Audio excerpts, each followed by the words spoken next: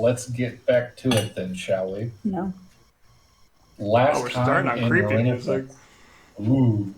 You guys are presently on the other side of the Sea of Halan, camped outside the dwelling place of a local hag.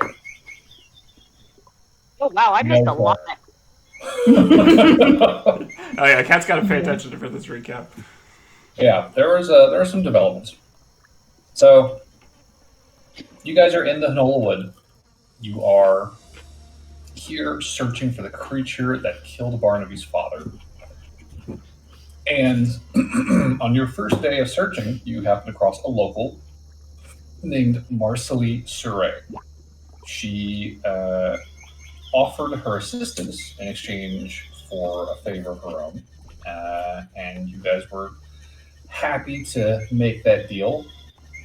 You retrieved some underwater plant life for her, fended off a very large hungry predator, and then made your way back towards the settlement of Kinwater Marsh along the north shore of the lake, where Marcelly has her place of residence. Since you guys arrived before she did, you spent some time in the local tavern, getting to know some of the locals, getting a little bit of information about current events, learning about the intermittent dragon attacks, quote unquote, that they've been experiencing in the region, and got a little bit of a history lesson as Barnaby sort of made contact with some locals he never really spent a lot of time with in his childhood, given that his family was much more sort of isolated than most. I You have guys ended a up camping. pretty sheltered life, surprisingly. Surprising, yeah. No. No way. Absolutely no fucking way. I don't So believe it. you guys camped out in the abandoned warehouse of the Escar Tolwar, who have a trading post in the region.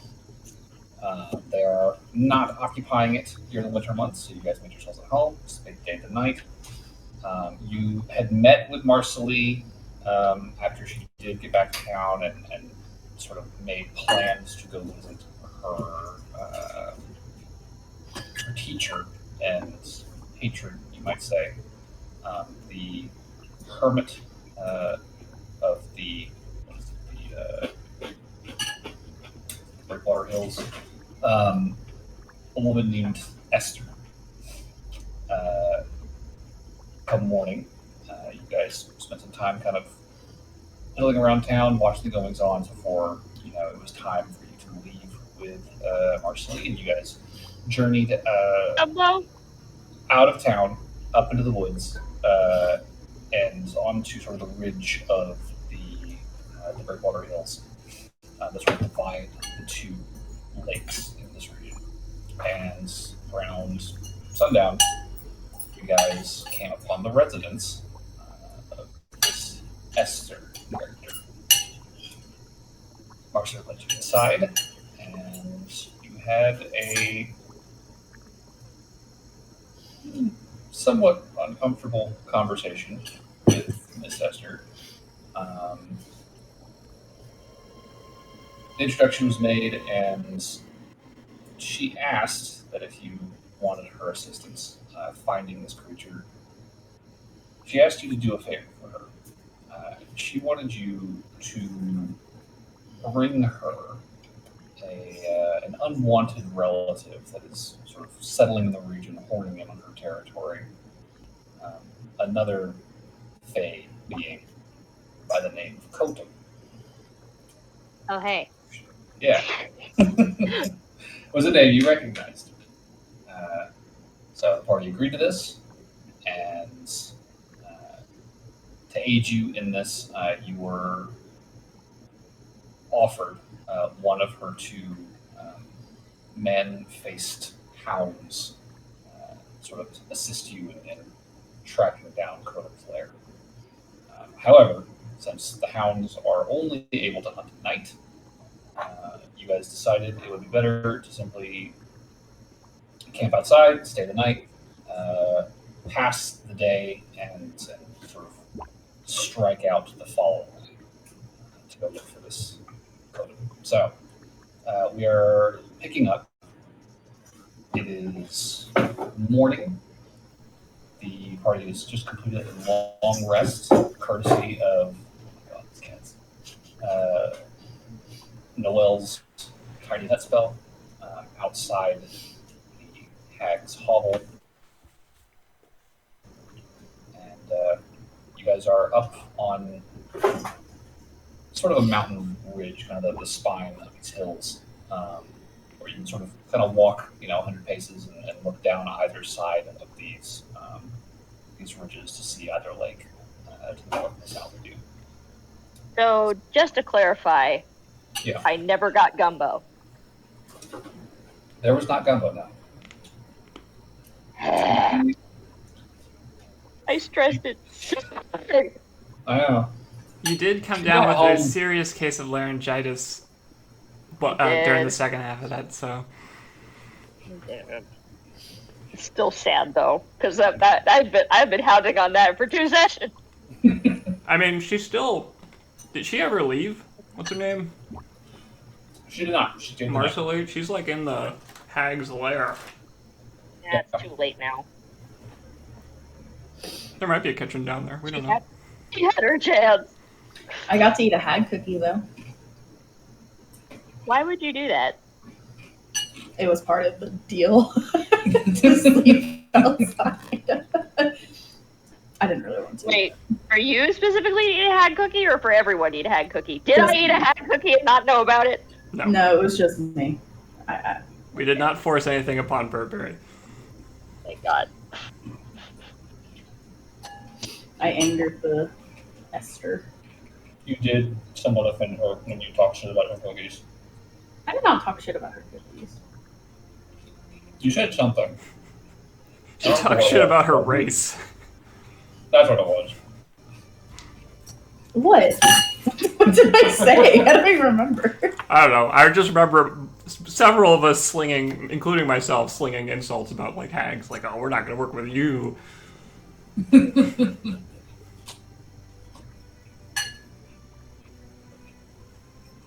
Yeah, well, I was the only one that had to eat the stupid cookie. And I got sleepy. Sweet cookie. Well, are there any other questions before we begin the day? I'm ready to proceed. I just realized I can cast Lesser Restoration to get rid of the damn laryngitis. You sound a lot better today, Burberry. Yes, this is the right amount of scratchy. I still can't believe you both got sick simultaneously. Well, whenever you're in close proximity to Mm. one another all the time, when one person gets a thing, the other one's bound That's to true. pick it up. That's true.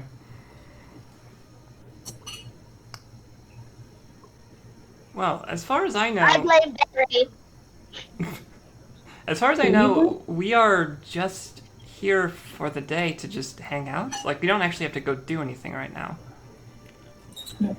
Wait, do these man-faced dogs talk? They bark. Okay, good. You want my dog? Or Irish name. No, I meant the regular, the man-faced dogs. Oh, We're I talking see. about man-faced. So I mean, basically, none of us shouldn't have be tried. concerned about them talking. None of us have said hi to them, but so far they've only made barking sounds, so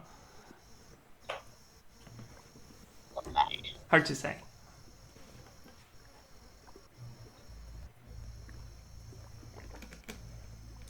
I will say, as of this morning, I think the only sign of activity was Noelle was on watch. She saw the resident Esther leading her skeletal elk up out of the house, and took off riding into the woods. But you've not seen the dogs or Marceline. I have a small rules question, DM. Can Noelle cast Tiny Hut as a ritual? And if so, does it use a spell slot? If it's a ritual, it does not take a spell slot, but I don't know if bards have ritual casting. That's what I'm curious about. Let's double check. Not that it would matter at this exact second, but Oh my god, the cats are fucking throwing down. They are on something right now. Yeah, AKA catnip. kitting it. Charlie's over here like, what could they be on? I don't understand. Why are they acting like this? Why are you being honest? Seems So rude. unnecessarily. Don't you know they're feline too? Seems unnecessarily pointed. so sorry. To answer your question. Yes, it you sounds can like walk those. Yeah. cool. I will keep that in mind in the future. Okay.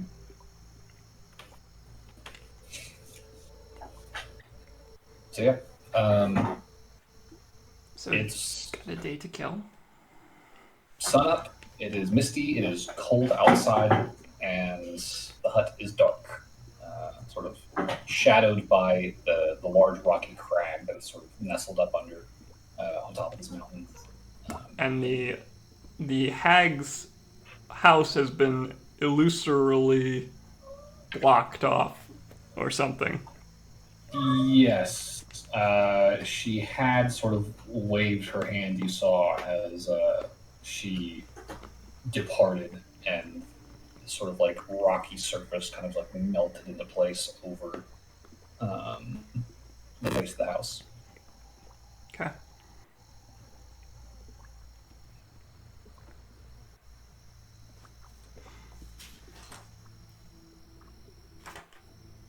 Probably It's wouldn't just have kind of wanted the gumbo anyway. Probably would have been hagfish. You know, you could cast Sending to her and ask her about what happened with that. Frankly, I hope she's okay. She's just in that hut by herself, I guess? Well, she said that the hag was her teacher? I guess? I feel like she's more or less controlled by the hag. Personally. I got that vibe too, considering she was either controlled by the hag or she's just so used to all this craziness that she doesn't give a shit anymore.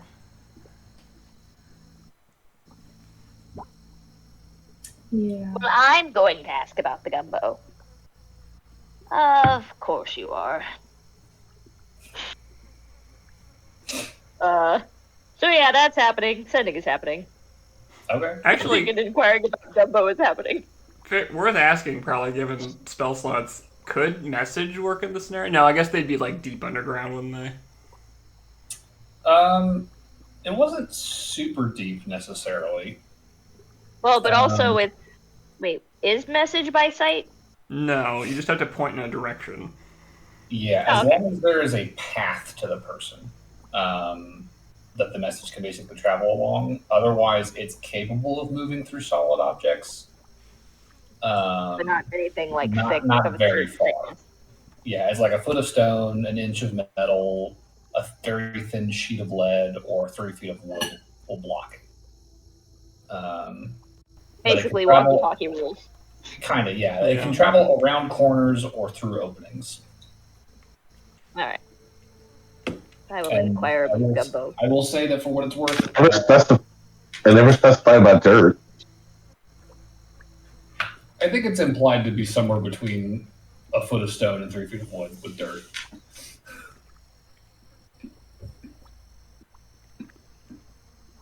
But I would also be loath to point out that the hut itself right now looks like a giant boulder under a tree. There is no sign of windows or doors at present.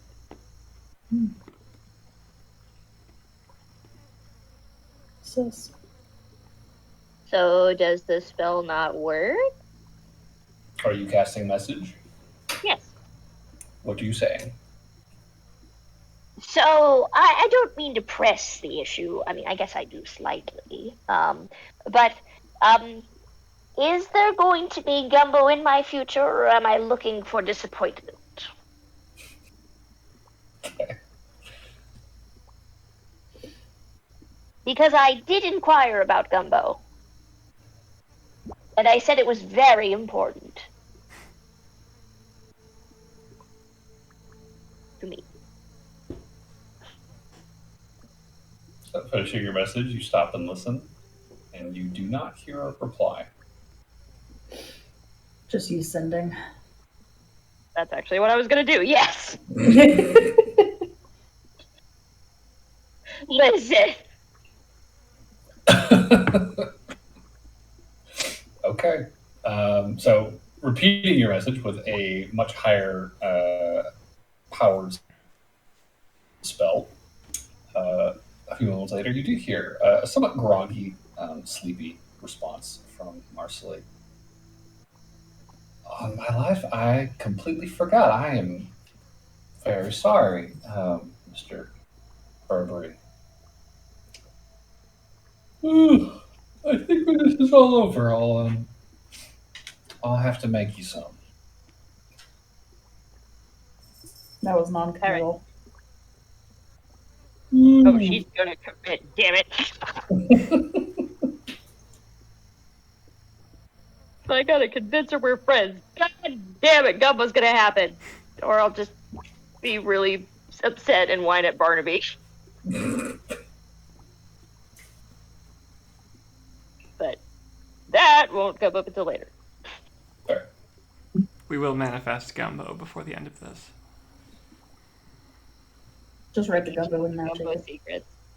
Suddenly, Ben will appear on the ground. Gumbo! There's no bowl. It's just Hold on. This This is important. Okay, if there's this is important. Did Gumbo manifest in the floor sans container? No gumbo. I'm talking shit. No, okay. No. I'm asking because Bird's on bottom, so if that did happen, the whole stack would suddenly shrink. Just collapse into the Bird's dirt. like, I don't give a shit.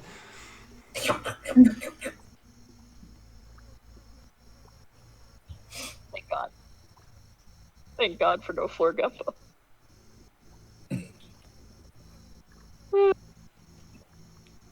So, is there anything that you guys want to do at present? You are, as I said, outside the hut.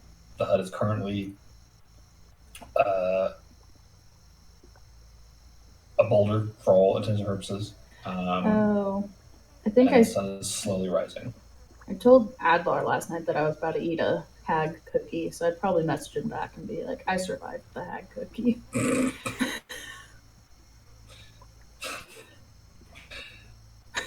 Adlar's response will probably be, okay. Maybe next time we'll eat the cookie. Can we put Lauren a shirt that says hashtag I survived? Cookie. I mean, she has a tattoo. She could just say that. That's true. Or wait, or did it get changed to the armor thing? The tattoo just says hashtag ag cookie survivor. Tattoo out. Yeah, she got the armor tattoo, not the shape. Okay, so that, never mind. Yeah. Just Okay. write it on her permanent marker. We still have the other tattoos if we ever need them, but Yeah, they're there. well, So, again, is there anything you guys want to take care of today while you are here? Or do you want to go somewhere else? Or do you want to pass the time? so what kind of stuff did you do for fun, Barnaby, when you were growing up? Fun. What's that? I like peeling potatoes. That was fun. I look for potatoes. Well, we need to get a sack of them first. What was that, DM? I said, give me a survival check. With advantage, I'll help. Me and Burberry go on a short potato hunt in the surrounding area. 13. 13. Okay. With a 13, I think you guys stepping out of the hut, dissipating the hut in the process, kind of unveiling the party to the cold morning. You guys sort of tromp out into the trees along this rise, start looking around, and I think not too far from the dwelling, you guys come across. Hey, we're not stealing out of her garden, are we? You guys come across a clearing that looks to be a very roughly shod garden. There is a like a single layer, wooden fence, just like very thin baby trees that have just been propped up and bent and broken to make the perimeter. And you can tell the earth's been tilled in the past, but from the looks of it, there does not appear to be much growing here right now. It is mostly mud with scant bits of snow left over from the last snowfall, and some patches of ice that still have melted, given the shade provided by the surrounding trees. But no sign of any produce growing nearby, unfortunately. I think even if there was, might not be wise to Probably steal. shouldn't eat hacked potatoes, no. Head potato. Alright, we'll go back to Barnaby. Potatoes are no-go. Hashtag. Well, yeah, we usually get them in a bag. They don't grow around here. Well, what else did you do? For fun, I would fish. I would. We could go. What's it called? We could go knuckling. Is that catching frogs? Nope, catfish.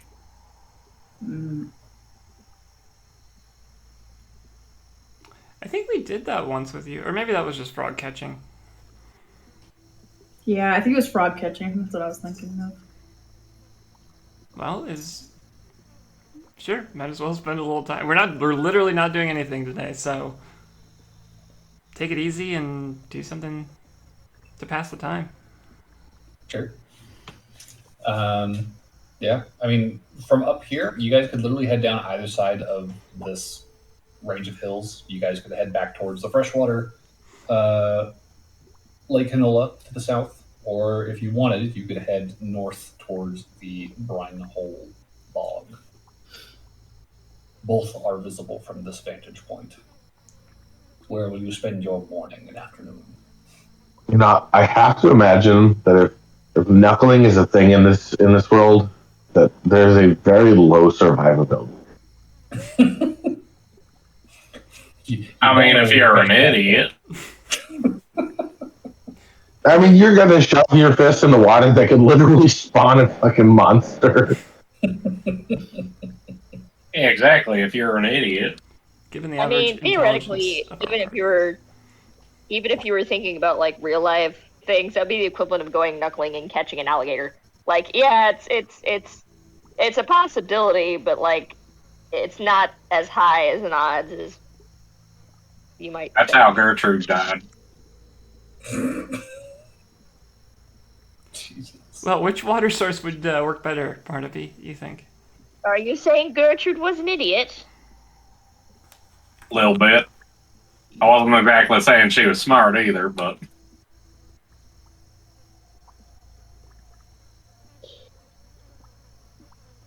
I would So say this is actually the happening.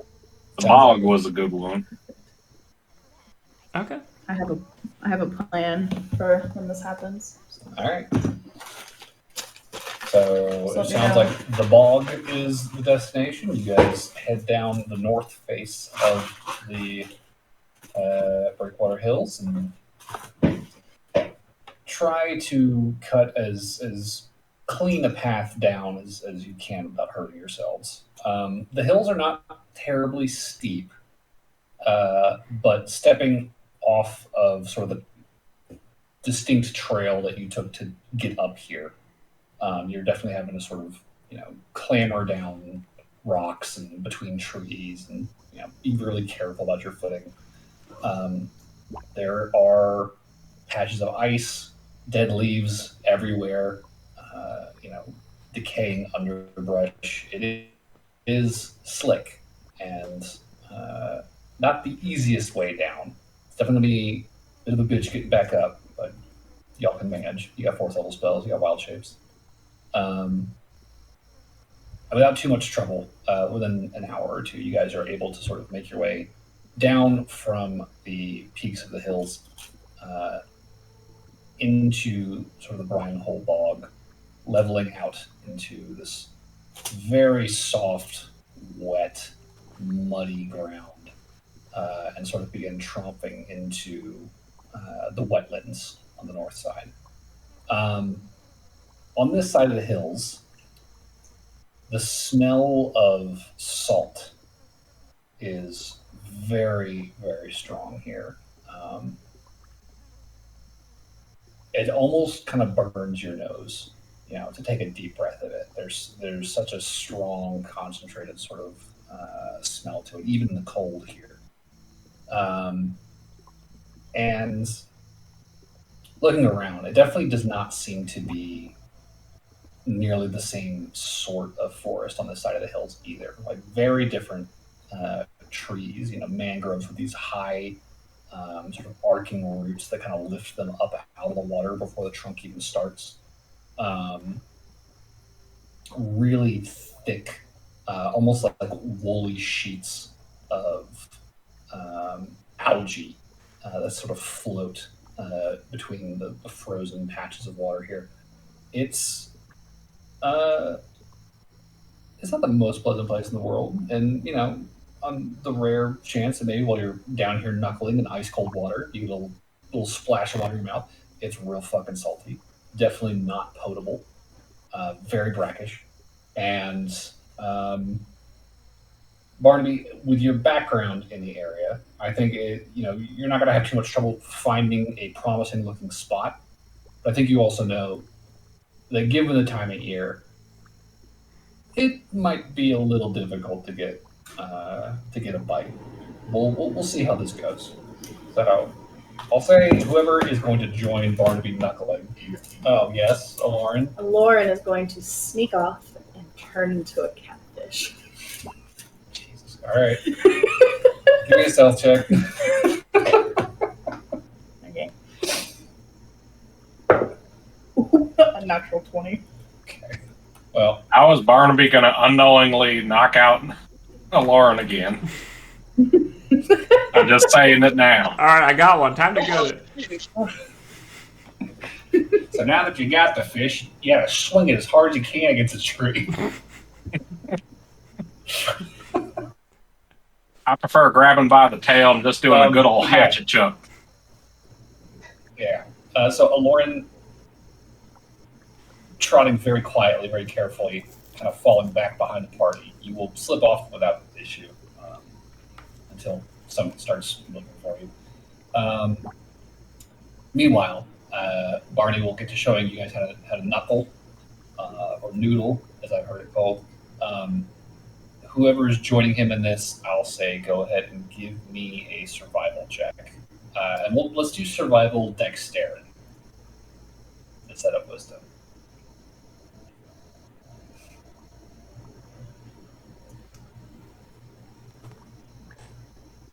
So it would just be Dex plus proficiency if we're proficient in that?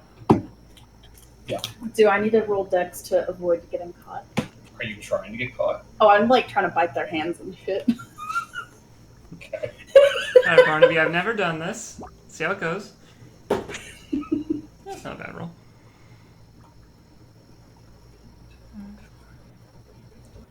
It's actually higher than my normal would have been.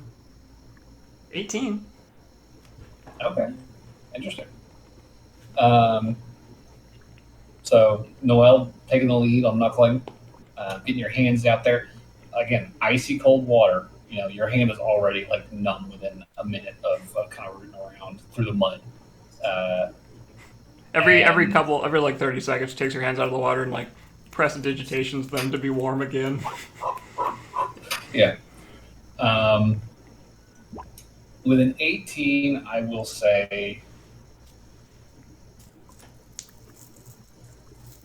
Barnaby is definitely a good teacher. He's got a decent sense of the region here, and I think rooting through the mud initially before Lauren decides to get up to some bullshit. You definitely feel something, in your first 15, 20 minutes, underhand in the mud as you're digging. You feel something like hard, with some like a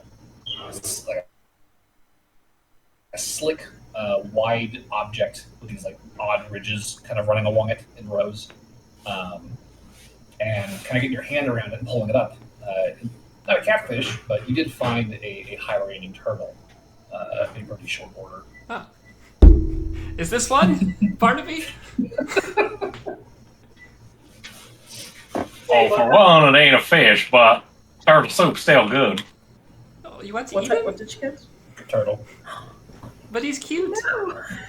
Put And it he was back. sleeping. Just toss Yeah, it. the out. turtle is completely immobile. Like you pick it up and it does not react in the slightest. It is just completely withdrawn into its shell. Like, Look at him. dead still. You can't eat Eyes him. closed. He's too cute. I mean, they look like that on the stew, too, so. Mm. No, I will save this one. I will frisbee him back. Does he skip? Do I get a skip? Give me a dex check. That's a really good roll. 21. What turtle? You fucking skip this frisbee-sized turtle like twice. It goes before splashing back into the water. Perfectly safe. Let me save him by giving him several concussions. It's gonna wake up with a hell of a headache. He'll be alright. So, getting back to knuckling. Lauren, you wanted to start fucking with people? Yes. Okay. Yes, please. So, Noelle rolled an 18. I'll say, Noelle, it doesn't take long before you start feeling something moving in the water. Is this a And turtle? you feel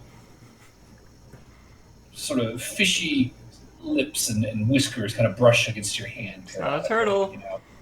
Not a turtle. And with that 18, I think you keeping your hands warm, being quick about it, trying to close your hand around it. I'll have Lauren go ahead and roll me an acrobatics check using whatever a fish's stat block I pulled up says. a quipper, and it has a Quipper? +3 dex. Okay, so use that. Okay. 19. Oh shit. Okay, so yeah, Noelle, you're definitely you're feeling something, and it feels like it's playing with you because it'll come up, it'll like nibble your finger, and before you can close your hand around it, it's darting away back into the water.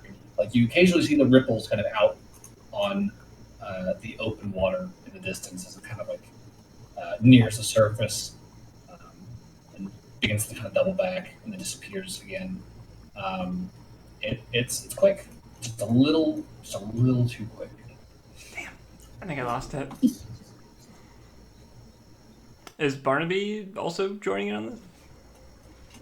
Hey, Barney, are you not going to go ahead and give me a dexterity survival check? Do I add my survival? Survival proficiency, if you have it, and then use dex instead of wisdom. So that would be. I think I'm doing that right. It's Dex basically plus just dex survival. plus the roll, unless you're proficient in Yeah. survival. I am. So that is a +8 then. So that turns my roll into a 27. That's a good roll. Okay. Barney steps out in front of God you. damn it. Noelle, Damn, Arms I open. think there's one right around here, Barnaby. sleeves rolled up, puts a hand Army out. readies a frying pan in the other hand. Yeah. And as you see this fish kind of darting back towards Noelle, Barnaby, your hand just like shoots out into the water, snatches it in one deft motion and yanks it out of the water. And yeah, Noel or Lauren, excuse me, you are now flopping, squirming, slapping your fins. And I against try to break Bart's this arm. grapple. You got it. As soon as it's out of the water, I'm whapping it with a frying pan. I'll have to learn a lesson eventually, right? No. Wait. I'll say, yeah, Barnaby, go ahead and give me a roll to hit. Alright, I'm Let's pulling see, you've it. been shot, now you're getting panned. I got stabbed. I'm just giving them a little slap. No, you got shot before that, though, right? Whenever, like, at the Oh, beach? fair. That was a stab. That was a stab. I got He stabbed. shot you with a gun. Oh! Out of I the thought, air. well, Adler stabbed me. Adlar stabbed you. Barnaby shot you. Barnaby shot me. High paid. That is a 22 to hit. Okay, you're definitely hitting the fish. Well, my AC. Wait a second. It was a 22? Yep. Damn it. Yep. I have a 19 AC. Fuck. Damn. It's a real squirmy fish. But Barnaby, your aim is true, and the frying pan comes down boom, across the face. What's your strength score? My strength score, that is +2. It's 15. So three damage, Aloran, as you are clonked by a frying pan. A quipper has one health. Yeah. So no sooner have you whacked it than suddenly Aloran is falling out of your hand into the water at your feet. Ow. Sploosh. Oh, my hand was in your mouth, and he's just wiping it on his armor. Gross. I got you. Gosh dang it. Where she went.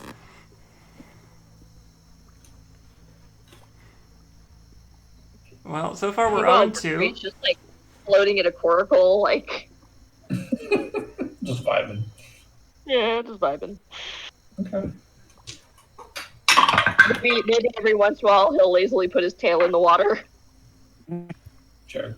It's not great. It's pretty chilly. But I was born chilly. I'm used to chilly. That's true. But yeah, it's a cold, icy morning. But the skies are clear. The sun is coming up. It warms up ever so slightly, in the air at least, as the sun continues to climb. The water remains very cold. I think after the first 45 minutes, Noel would thank Barnaby for the lesson and switch to regular fishing for a little while. Fair enough. I'll say go ahead and give me just a regular survival check then. Catch the same turtle. Bad roll. That's a 6 total. 6 total. Yeah. Not very successful. Not a lot going on in this lake. Dead of winter. It's pretty dead, pretty quiet. Not a lot of activity, but it's relaxing. Yeah, Noel's okay with that. She's just chilling. Yeah, it's definitely a nice change of pace from sort of the environs around the hag's lair on top of the mountain.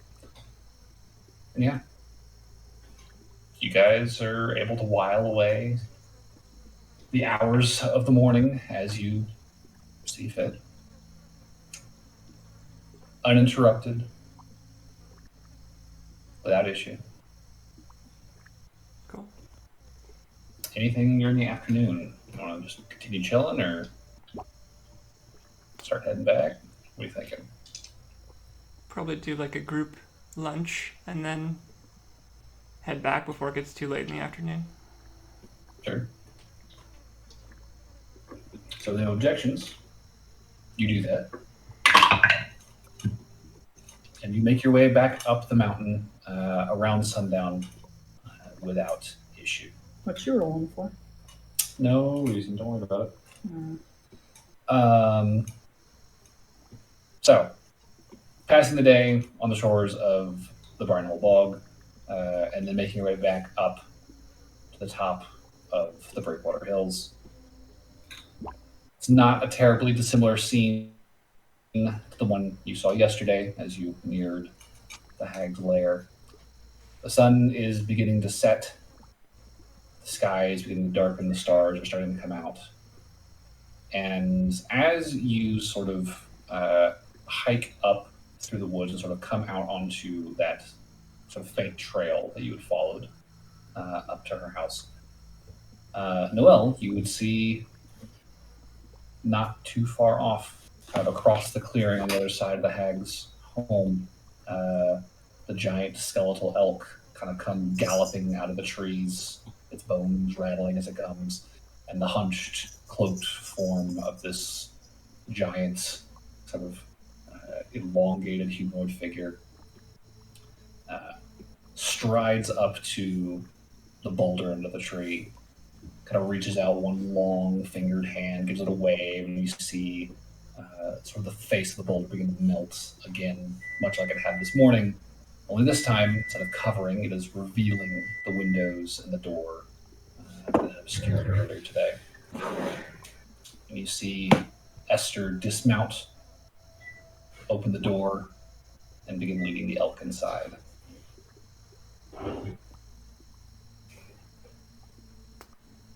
I guess we do need to touch base. Esther?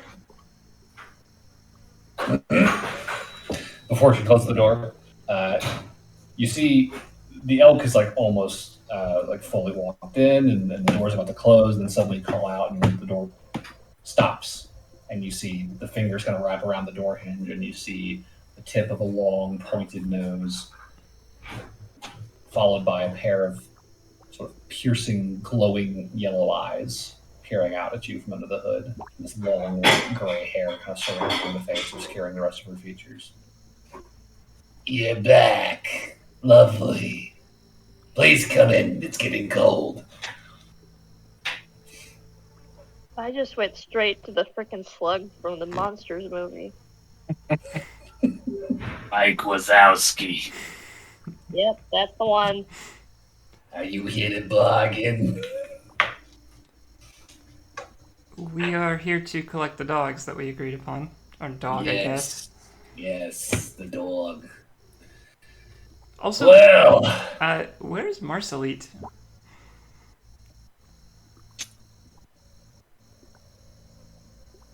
Marceline! You hear the voice echo down the stairwell. Marceline, Marceline.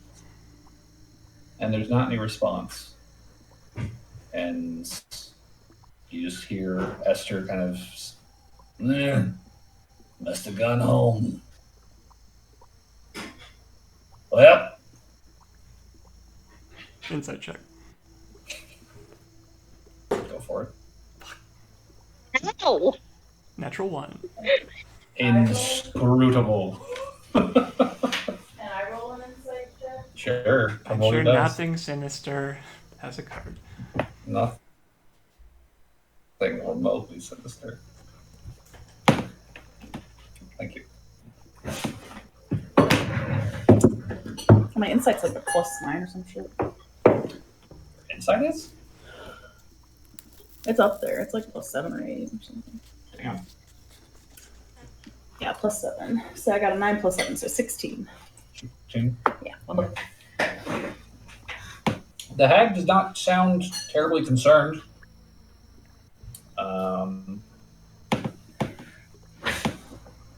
Very offhanded comment. Nothing about the way she said it necessarily jumps out at you. Alright, well. Follow her inside. Did it once before. So, filing downstairs, following this hunched figure and her giant elk, you guys emerge once more into the subterranean dwelling. You see the same sort of cluttered knickknacks across all the shelving and tables and workspace. You see Esther sort of hobble back over towards that large sort of gossamer curtain that she had obscured herself behind before. The elk sort of trots over to its corner and curls up, making itself comfortable. And you can see the two dogs with their sort of wrinkled, furrowed brows and sort of sagging jowls and dark circled eyes. They were in the middle of sort of fighting over what looked like an old like ham hock, like just this big bone that's got dried bits of meat still stuck to it that they looked like they had just kind of fussing over. And Esther very quickly just waves a hand at them, break it up, get out of the way, and kind of pushes the dogs off to the side. As she settles down, turns back. As she said before, there's no sign of Marcelly anywhere in here. Her previous seat from the night before is vacant, and you don't see her bags or anything anywhere.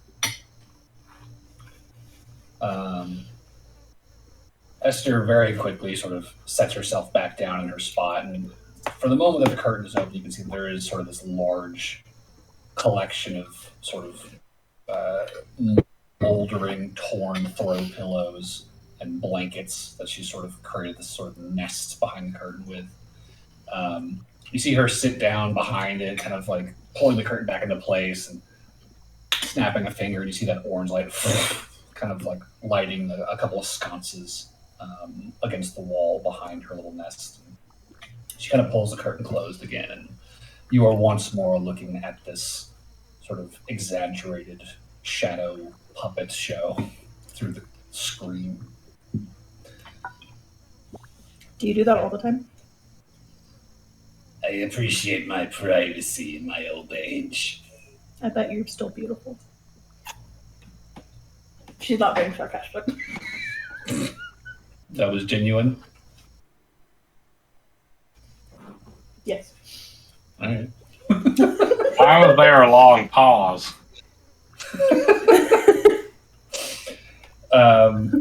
You just hear Esther give you a Oh, pshaw. Flattery will get you nowhere, dearie, but thanks for trying. You'd be surprised.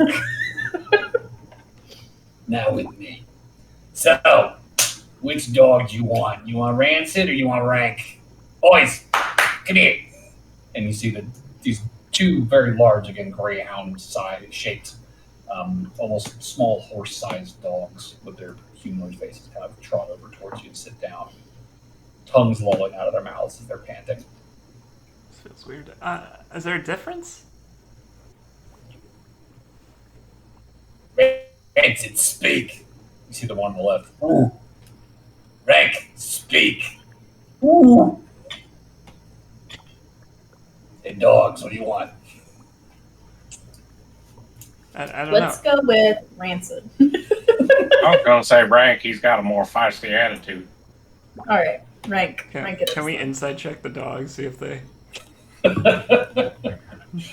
if either of them jump out at me, is Oh, yeah, sure, fuck it.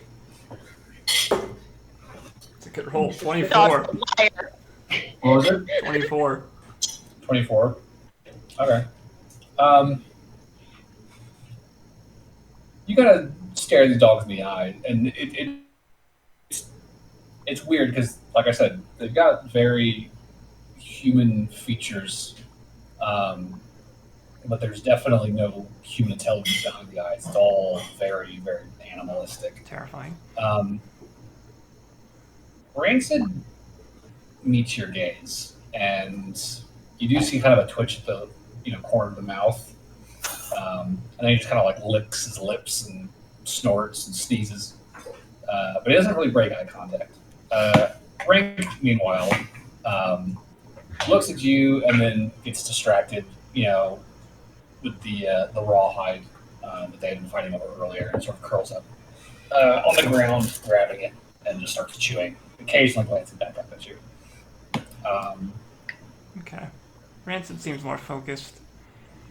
Fair enough. That's my vote. And I'll cast my vote.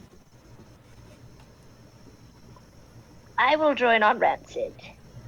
My first vote was Rancid, so I guess we can do Rancid. Rancid it is. All right, boys. You with them for the night. Fire rank, they pulled rank on me. They pulled rank. Oh, David, I'm so proud. What?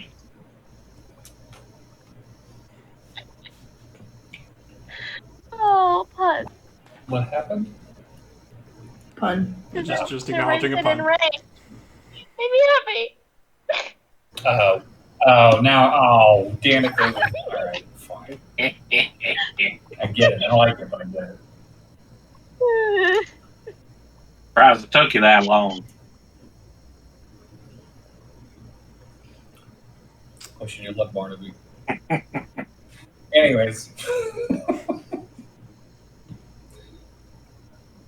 I guess we're ready. This is what we're getting. Yeah, the dogs, they've been poking around. He'll be able to lead you to a place. But as far as bagging the old ditch, that's on you And the item you gave us. and the item. Noelle, Mm-hmm. I think you should talk her into going with us. I can try. I think you can do it. I have faith in you. I'll help you too. She's gonna want something. Nah. We'll be fine. I think I agree with Pete on that one. She's definitely gonna want something. No, that's why we talk her into it, but then we don't actually do anything for her. When we wanted to get help, or when we wanted to help her pro bono, she wanted something. Oh wait, I have a plan. Maybe do pass without a trace. Turn into an animal, hold the item, sneak in behind her, and then I just The thought did occur to me last session that we could use it on her. while you just keep her distracted. I think Wait, because I'm missing something. What item are we talking about? What does that's it do? a good question. DM should probably explain that. Yes. Esther gave you Okay.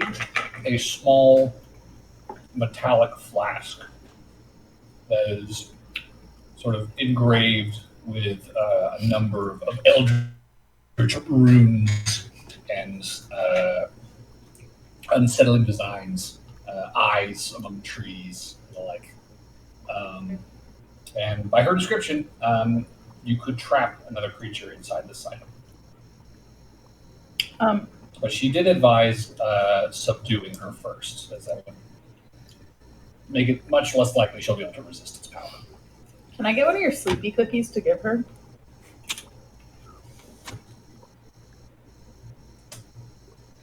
You know, if I had thought about it, I would have saved a couple, but I ate them all last night.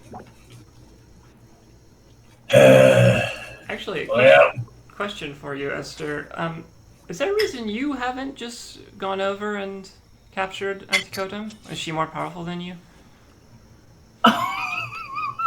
Uh-oh. Barnaby just sighs from inside the helmet. Lauren's like, oh. Tea. The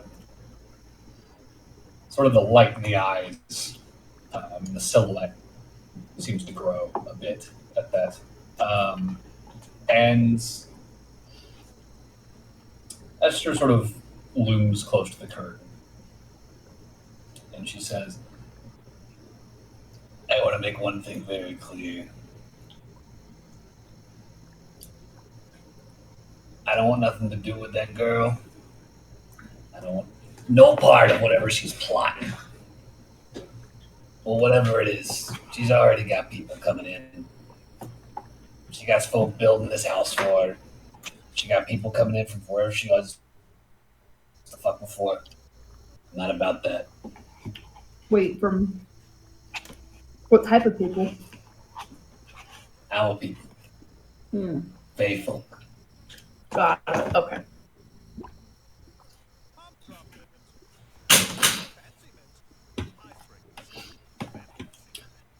It's not so much a question of power as it is a question of Resources? fair. How much Yeah. trouble you're willing to put in. As I said, I like my privacy. I like it out here. It's been quiet for a long time. I'd like it to go back to that.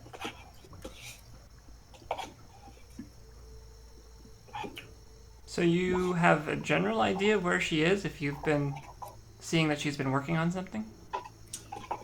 The dogs have. I see. I've kept my distance. I am leery. Wait, can you share eyes with the dogs?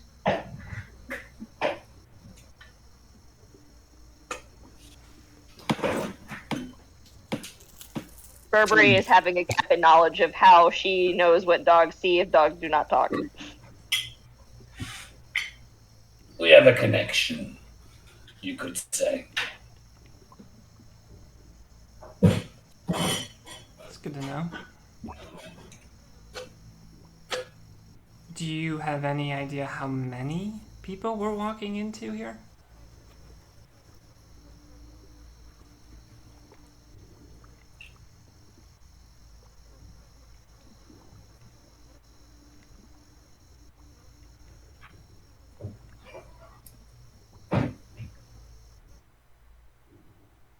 Maybe 24 at most. Jesus. A lot of little guys, though. Maybe a quarter of them are Bigger boys. up to any sort of fight.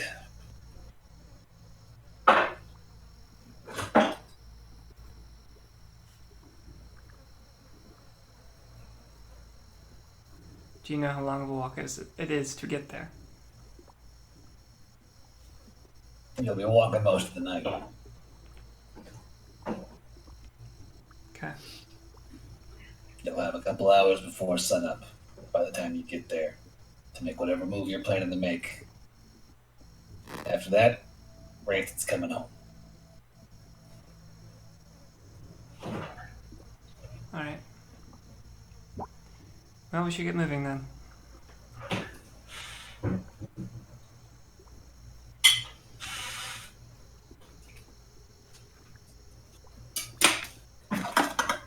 No time like the present. All right.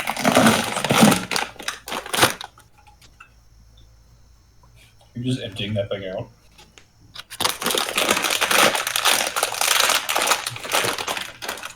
I think the answer is yes. Yes. With that, That is very loud on this end. I'm sorry. I'm so sorry. loud ass fucking tin can. Oh, do you guys want to see what it is? It's so fucking cute.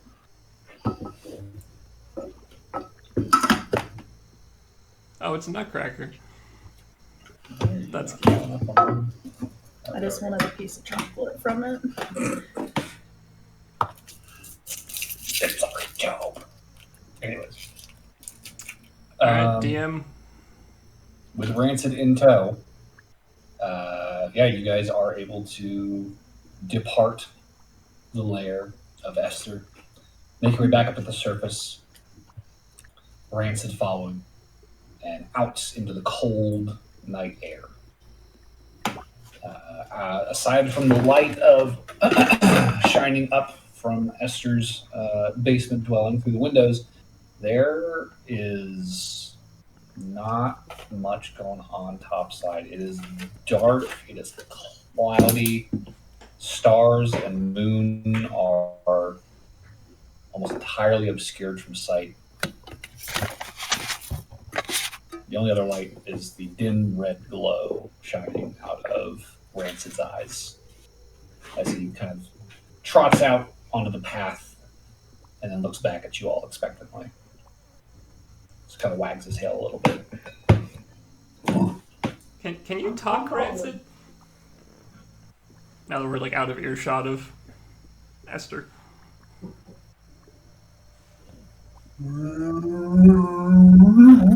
That's terrifying. Okay. Oh, look, he's talking. Oh, who's a good boy? Yeah, this old man's face is just like straining, like veins popping, pursed lips, trying to make some kind of sound. And this baleful wail comes out instead.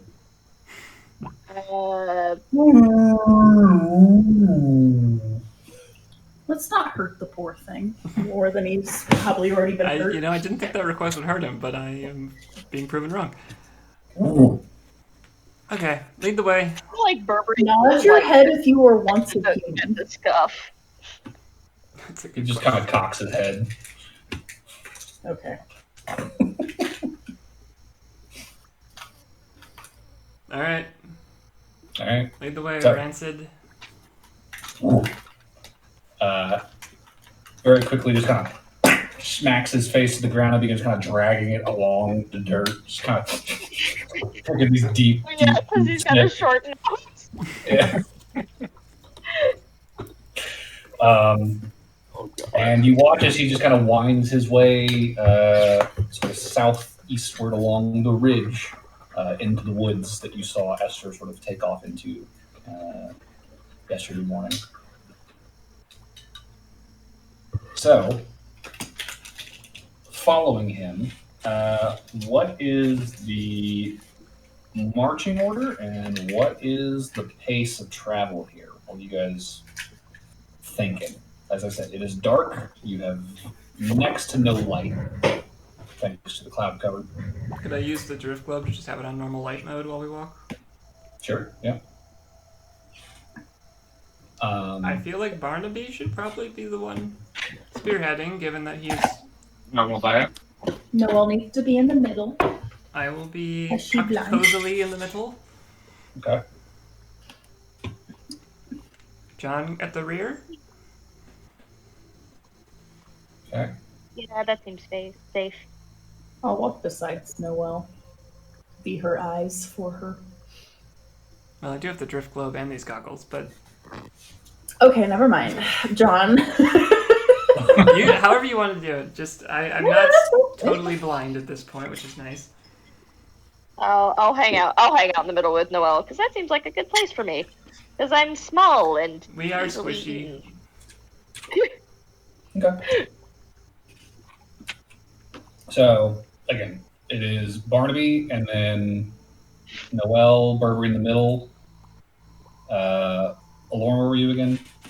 I'll still be in the middle. In the middle, and Yeah. John in the back then. We're gonna all be in the middle. Well, until he says otherwise. All right. So, with that, let me get some stuff up. So is this hag just like chill? So far, She hasn't stolen anyone's soul. Yet. Well, none of our souls. Or is this just like a hag on vacation? Like, yeah, no, I like it here. People are nice. I'm retiring. I feel like this might be an enemy of my enemy type situation. Hmm. that's not inaccurate. Okay. So, Rancid leads you guys. And this was a normal pace, you said? Or was that? I feel like Rancid's I kind of thought- dictating the pace, but Yeah, I feel like we want to take like a slightly quicker one since Rancid is on a timer. Yeah. That's fair. If you want to move at a fast pace, we can definitely do fast. I could try to do Pass Without a Trace since we know this forest is just crawling. I do and think we stuff. need to save that for the end, but I do think that'll be useful. Okay. So, following Rancid at a fast pace, it definitely seems like he's got a pretty solid lock on this path, and he's sort of moving after he sort of locks back onto it pretty quickly. He's not necessarily having to stop and sniff the entire time, but he's very much able to like catch it, kind of bound ahead as he recognizes the area, kind of pauses and looks back, and you see those, beady little red eyes in the distance up ahead to the trees, just kind of like suddenly staring back at you. And as your eyes adjust and you get closer, you can see the tail kind of wagging and the mouth of this sort of elderly man face sort of slightly agape. And you kind of continue in this pattern as he sort of bounds ahead, kind of finding the trail, you guys catching up. And this goes on for some hours. You guys are walking through the cold and the dark.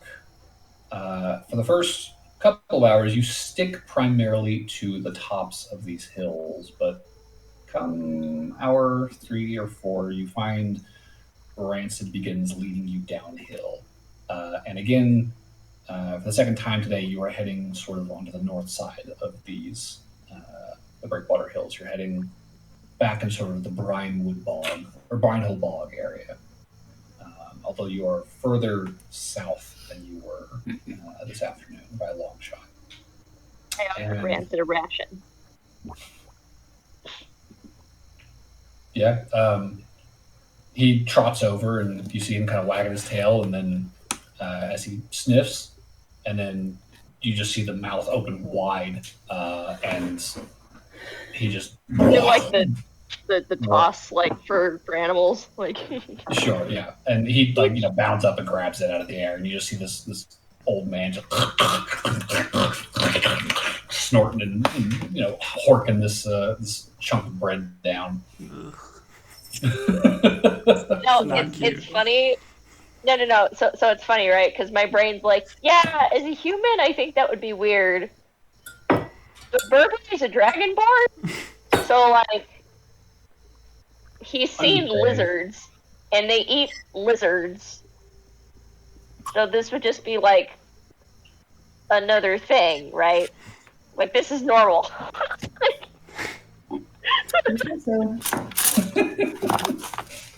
The more humanoid party members might disagree, but... So,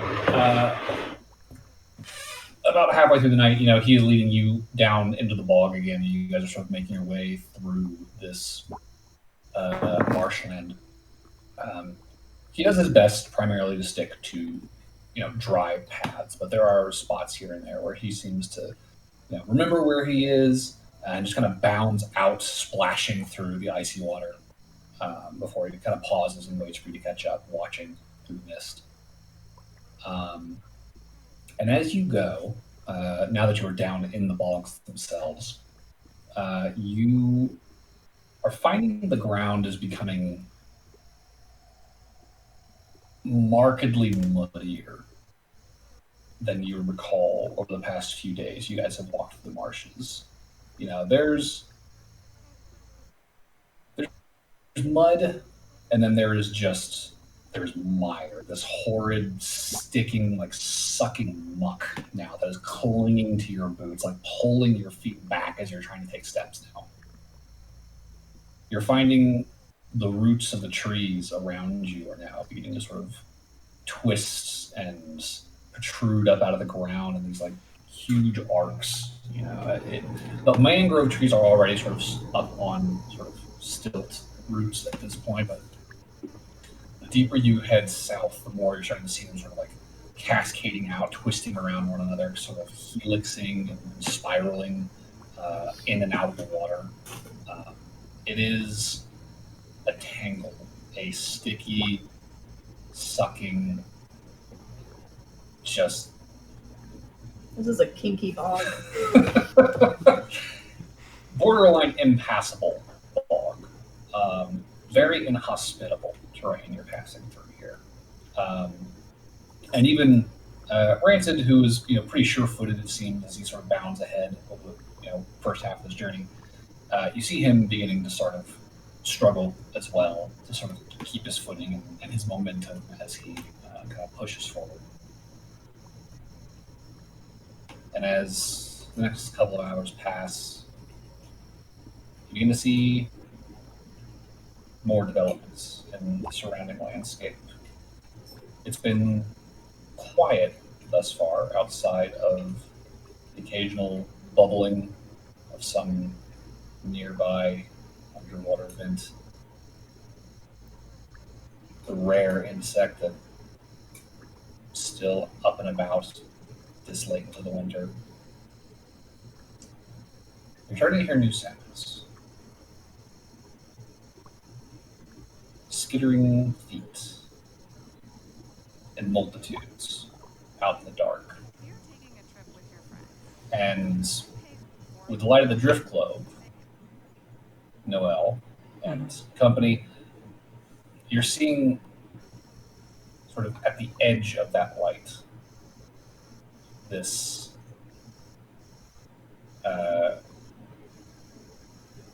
constant sort of phenomenon of bounding swarms of rodents sort of scattering before the light of the globe. And it's happening once every 10 minutes, once every 5 minutes. You're seeing another mass of these things sort of undulating in the distance out into the shadows, kind of fleeing. Are they all, I was going to say, are they all moving in a certain direction away from a certain angle? They all sort of scatter.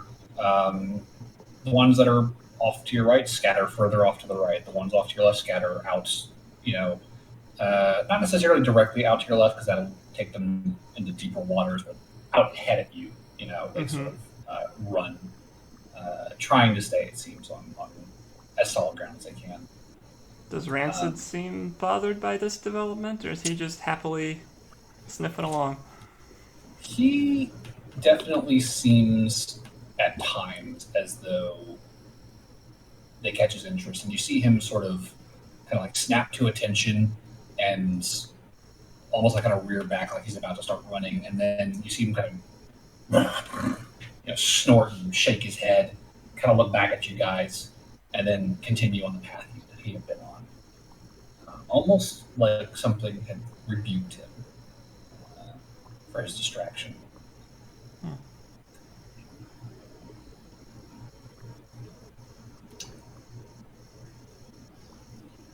Keep going slowly. I would also be trying to keep it. I don't have a way to do this necessarily, but just like keep a mental tally of like roughly how long of a trip this was supposed to be and how long we've been walking, and just keep that in mind so that if we need to pass without a trace at some point here, we can. Okay. So Esther said you'd probably have a couple hours before sunrise by the time you got there to make your move. And you guys made a point to hustle. So you're moving at a fast pace. So you're definitely going to have more time getting there sooner to sort of scout and plan and make your move. It's been probably 3.5 to 4-ish hours at this point, and knowing how your party moves, I'd say you've maybe gotten another half hour, maybe another hour, depending on the terrain, before you expect to find this place. Okay. It's probably going to be like 3-ish in the morning, maybe 4. Aside from the waves of rats and rodents, we haven't detected any larger threats in the nearby area, or? I'll say give me a perception check, and I will say This is -5, I believe. it is a -5, and yeah, it's a -5. It's not a bad roll still. +6 -5 makes that an 18. 18. Okay. You, I think, maybe leery of the potential frog behemoth that might loom up out of the dark, have kept your eyes peeled, kept the drift globe, close at hand, hoping to catch sight of it before it starts in on you. No sign of any massive amphibian predators over the course of your trip.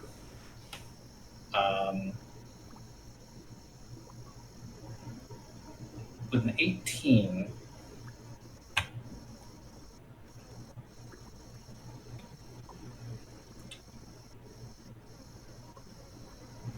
I will say there does come a point where Rancid is up ahead waiting. You guys are sort of slowly trotting through this mud and root twisted ground, trying to catch up to him. And Noel, you're in the process of sort of unsticking a boot, pulling yourself free, when you hear up ahead off to your right, somewhere out in the dark, you hear the snap of a twig. Oh. A very distinctive cracking sound, as if it has been stepped on. Does it sound very far away or like within a pretty close perimeter?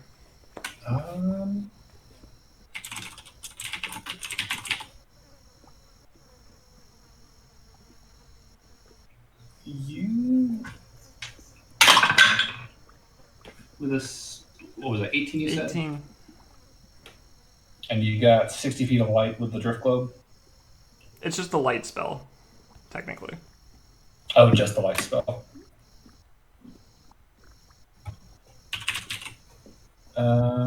Which I think is just a torch, basically. 20. Okay. 20. So it's not super light, but it is a light source out here. Yeah, and then an additional 20 beyond that of dim, which we have dark vision for. Right. I would say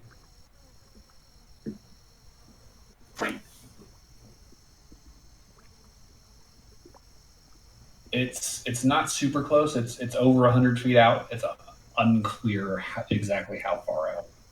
Okay. But it's definitely close. I would tell everyone to stop. I heard something up ahead, off to the right. You're just... I'm just kidding. Oh, Noel. Oh, no, well, you silly thing. Keep listening. I assume now that I've made everybody aware, we can all listen for a second and see if we hear anything further. Sure, yeah. I'll say go ahead and give me a perception check. I'll also join on the perception check. You're just still -5 or no?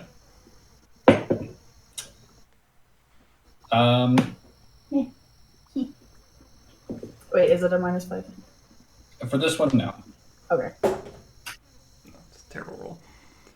28. That's much better than me. 11. 21.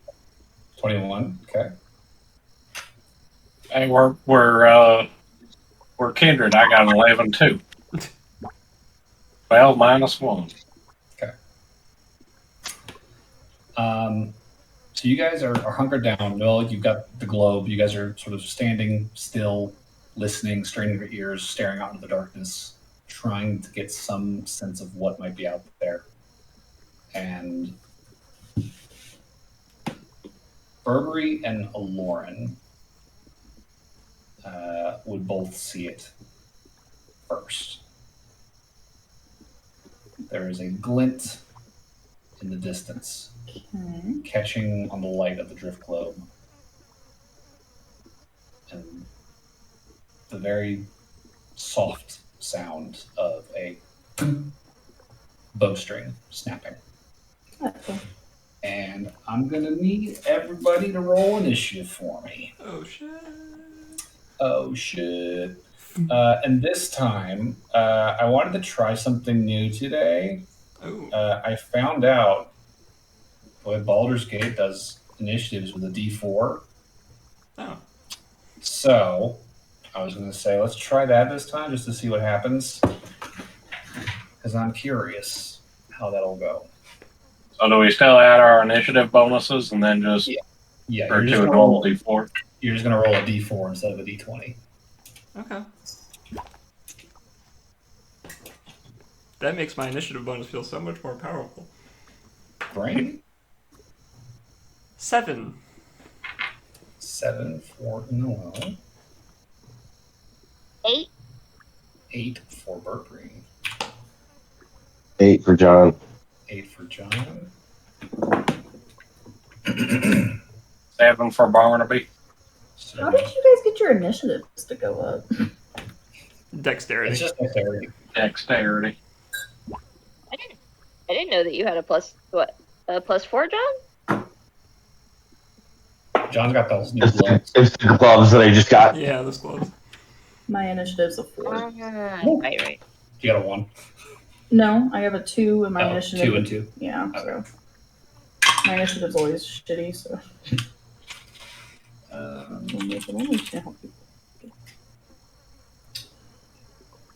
Okay.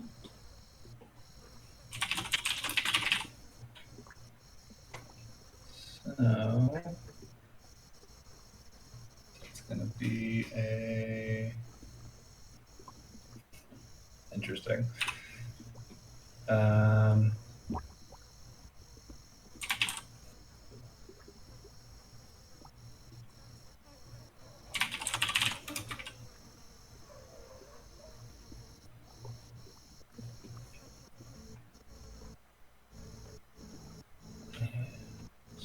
How do you feel about this method plant? It's funny because you all have very, very close initiatives. Question for Noel and Barnaby. Barnaby, I know your dex is like 20, right? Yes. Okay. Noel, what is your dex? 18. 18? Jesus. Okay. So.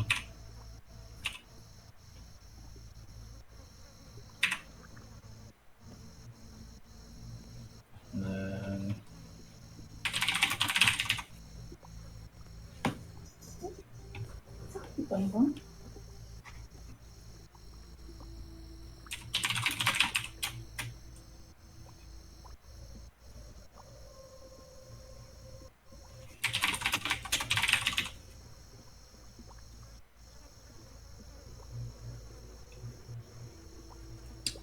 This is going to be a.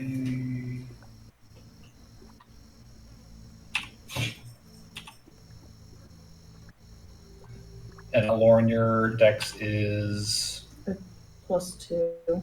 it 14? Yeah.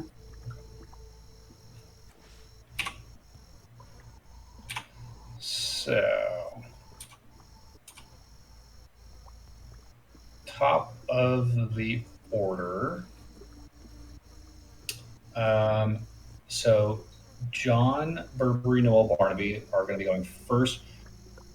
John, Noel, and Barnaby did not see the attack happening, so they are surprised. Burberry did, however. So,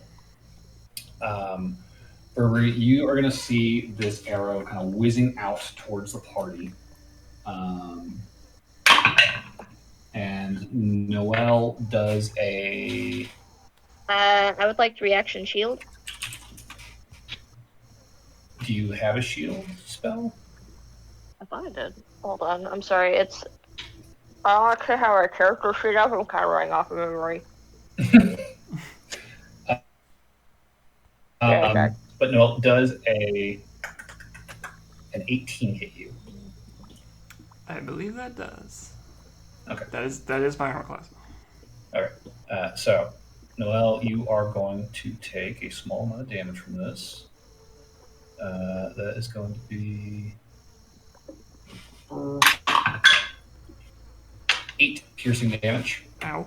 As the bearer of the drift globe is struck by an arrow. And yeah, Burberry, what are you going to do? Hold on. I should memory. I'll open up my phone right now. I'm also not used to doing this on my phone, so it's kind of weird.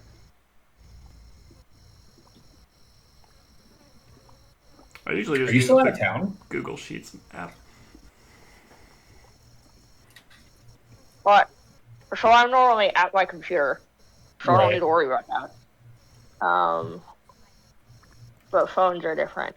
Okay, so I have the shield of faith, so I'll go ahead and do that for Noel.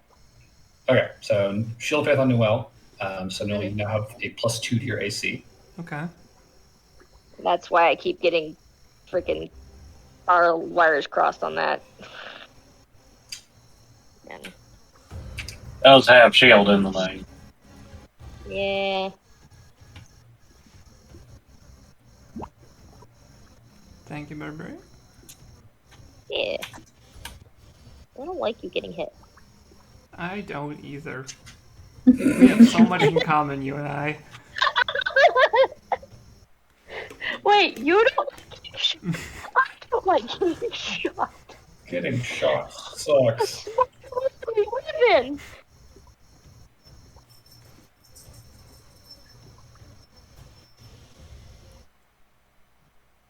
And here I thought Noel was a masochist the entire time. Shockingly, no. So is it still Burberry's turn? Yeah, I'm gonna believe... stay put. Okay, so you're just gonna stay where you are. Yeah. Okay. I'm That not exactly a frontliner. will take us to next in the order, which is your attackers. So these guys are currently outside the range of both your drift globe and your dark vision, and they are going to continue their attack. So it's going to be Noel. That's going to be a straight 20 to hit. That's my now AC. Okay. So that would be Thank you, Burberry. Ah! another arrow. That's going to be 7 damage. Ow. But I took the middle. They're off to the side. That's definitely not going to hit Barnaby. Okay, so Barnaby takes 2 shots. Those both plink off of your armor into sort of the bog water at your feet. And Oh, come on, that's the best you got. Meanwhile, Noelle just has like 2 arrows in her. Burberry, a 19 misses you, correct? Or is that Very much so. Okay. No, you got to beat a 21 to hit me. 21. All right. And a Warren, that also misses. Fuck. A 12 does not hit a Warren, correct? No. Yeah. Okay. So 2 more arrows whiz over your shoulders, Alorn, as you kind of like duck down, avoiding the incoming attack. There's just a hole in my hat now, and I'm upset about it. Yeah. So you are not surprised, and you see in the direction that those arrows came from. There's something out there. Something is moving, but you're not sure what it is. It's too far away to make out any details. Much like Burberry, it is beyond the range of your current dark vision from where you're standing. So what do you want to do? And I am almost ready to show a battle map, just so you'll have some reference. Just on tabletop? Yeah. Okay.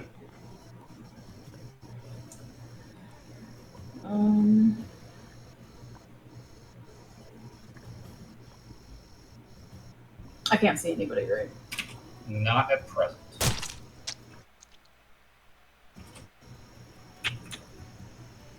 You got fairy fire there, Lauren? I do, but I don't. Are these like shots coming from all angles, or is there like a group? They all came from the same direction, off to your right, up ahead of you.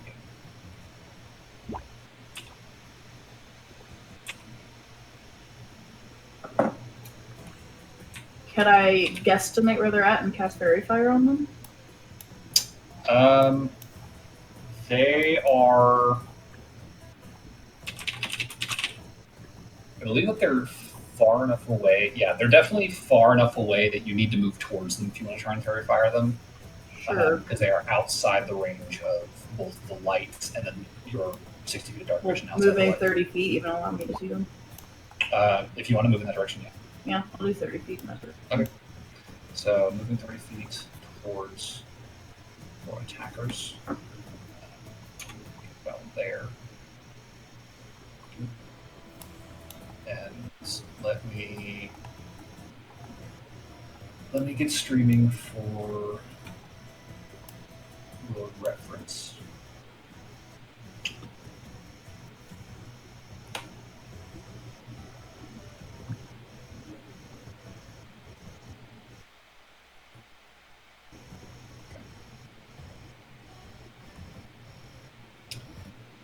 So, you sort of peel off towards where the attacks are coming from, and you can see kind of crouched in shallow water not too far away, or about 60 feet away, I should say.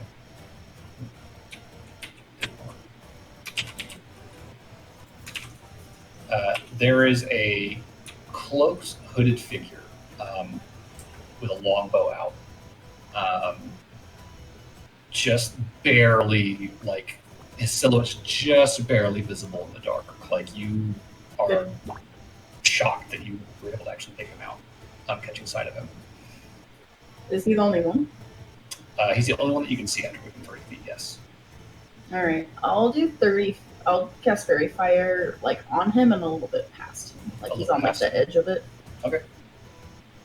He's, like, center. Gotcha. So Fairy Fire is a dexterity saving throw. Yes. So that is one failure. 2 failures. Does a 17 save?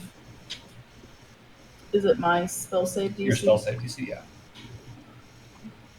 Probably. 17 saves. Okay. So 2 fails, 1 save. You see another silhouette about 10 feet behind him light up. And they are now both wreathed in this sort of iridescent, sort of shimmering purple blue light. And everyone in the party can all see these guys now at a distance, kind of shining in the dark. Okay. Okay. Sure is lucky that we have a sharpshooter in our party. Fuck. All right, that's me. That's right. And is that the end of your turn? I don't think there's anything else I can really do. Okay. So you are about 12 feet away from them. Okay. So, I think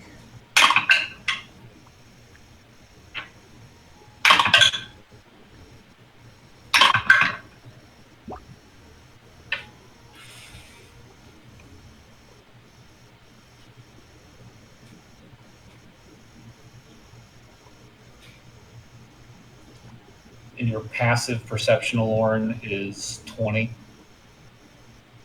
Yes. Insane. So, as you finish throwing this spell out, Okay. you will see out of the corner of your eye more movement as something sort of in your peripheral darts towards you. And kind of leaping out of the darkness, you see this giant black dog with a mouth full of these like gnarly, fucking like overlapping, almost like a crocodile's mouth full of teeth, comes lunging at you from the shadows. Lovely. Uh-oh. And he is going to try to bite you. Does a 20 hit? Yep. All right. He is going to deal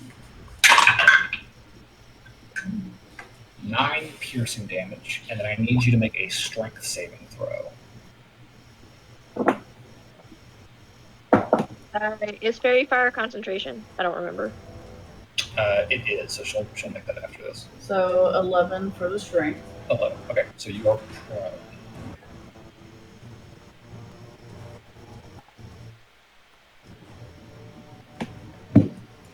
And what's my concentration check? It's going to be a Constitution saving throw. Oh, I failed. What was it? 10. 10 succeeds. Oh. Yeah, you're good.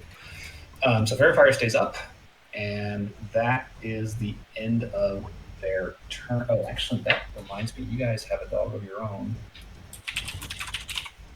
Save us, Rancid. Hey, we have 2 dogs. Thank you. Oh yeah, we have 2 dogs, DM. Rancid rolled a okay check.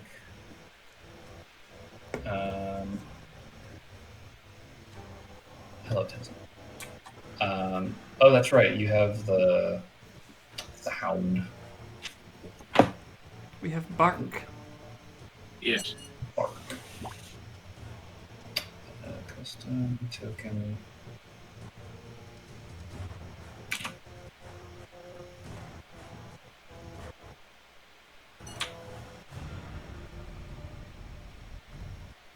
And objects.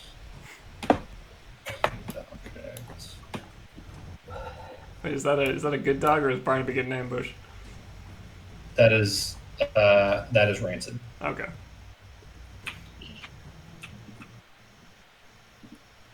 Rancid. Down below. So Rancid on his turn, because he rolled a 6 for initiative. He would also be surprised because he does not have that great of passive perception. But top of the order, we're going to be back to the big block of John Burberry, Noel Barnaby. So John's up first? Yeah. How far am I away from the dog that's on top of ours? You are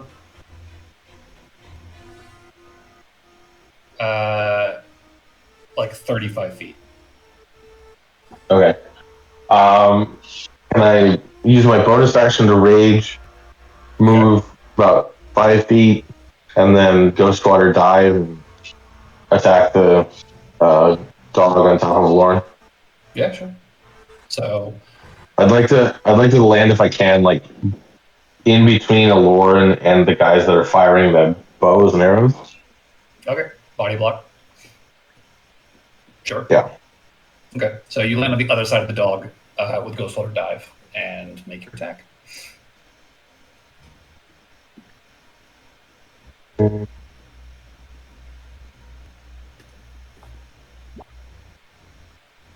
That is a 14 to hit. A 14 will hit.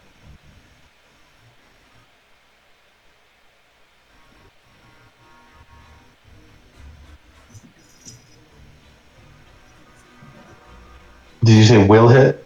Yes. Go ahead and give me some damage. Okay, I didn't hear that part. Sorry. I'm sorry. Okay, so it's 1d8 plus 1d10 plus That poison sword is so 8. good. 8 damage.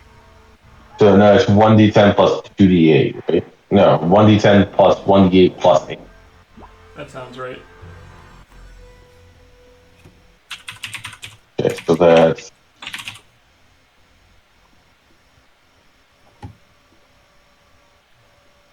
so it's 21 damage. Okay. That's big damage. And then since I used my bonus action The rage. and I used my action for the Ghostwater dive, non-attack action, I can't use my extra attack. Okay. That's the end of my turn then. All right. That'll take us to Bury. I'll guiding bolt the one that's crouching in the thing. One of the ones that has the fairy fire on it. Okay. They are. They're a long ways off. How far is as guiding long bolt as they're reach? less than 120 feet. 120. Yeah, guiding bolt's got a long range on it. Yeah. And if they shot us, then it's probably less than 120 feet. Yeah, they. What is 20 times 5? 100. Okay, yeah, they're 100 feet away. So you can definitely get a guiding bolt off. Go ahead and roll. Give me a roll to hit. 20 and change. Yeah, that's hitting.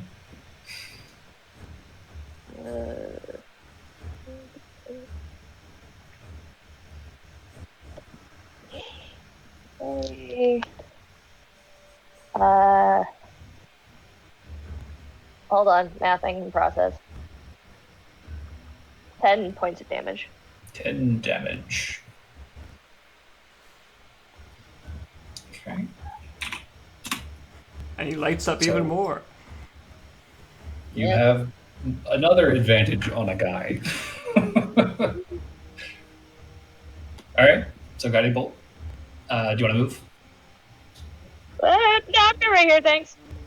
I'll stay with the bulk of the party. That is where I will be. Fair enough. That will take us to Noel then. Okay. I'm going to move up. Can I get to like here-ish? Yeah, that's fine. Okay. I'm going to look over at the two glowing guys in the distance. I'll cast a knock pattern at the space between them. Back here. Yeah, so just kind of roughly in there. The center of their vicinity. See how many I can So get. that's like 85 feet. And that's more than enough range.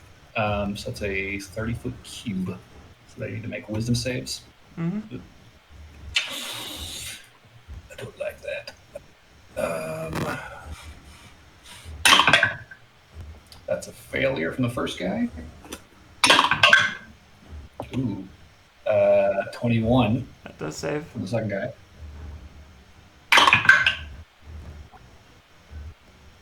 Okay. So you see the first guy as this flash of swirling lights kind of illuminates the forest for a split second. The first guy immediately just kind of like goes slack and is just kind of like staring up into the air. The glowing figure beside him does not seem to react. He like covers his eyes, kind of averting his gaze, and looks like he's ready another shot. Very split second, you momentarily can see there is a third figure crouched in the shadows somewhere behind them, but he is not glowing, and as soon as that light goes out, you completely lose track of where he was. Did I get a sense that my magic affected him in any way? Hard to say through the dark. Okay. But you would be able to see that he was there for a moment. He was visible. And then I will bonus action give a Lauren Bardic Inspiration. Okay. Which is a D8 still. That's my turn. Okay. That'll take us to Barnaby. All right. Let's see. I got a range of 120 with disadvantage, though, but I have a feeling I can hit these guys. Well, one of them is guiding bolted, which means you would lose Yeah. your disadvantage. Well, they're both Okay. fairy fired. So you. Oh, does Fairy Fire Consider- work on range attacks too? Yeah. Okay. Fairy fire is just you have advantage as long as they're lit up. Okay. I will tell Barnaby they are incapacitated right now. Actually, No, not that guy though. yeah, wait, one of them is That guy. incapacitated. All right. I'll shoot the non-incapacitated one. Okay. And let's test the theory. That is a nat 1 plus 14. And that Oh, one 15. automatically misses. All right, So- extra attack. How'd you get a net one an advantage? Oh no, it was a normal, not with I had disadvantage because of the range. Are you using sharpshooter for this? I never took that feat. You don't have sharpshooter? Okay. Nope. I am just a sharpshooter. You should take that feat soon. So I'm not even joking. I went from a nat 1 to a nat 20. You bitch. All right. That definitely hits. Give me some damage. All right. It's like I hit both times.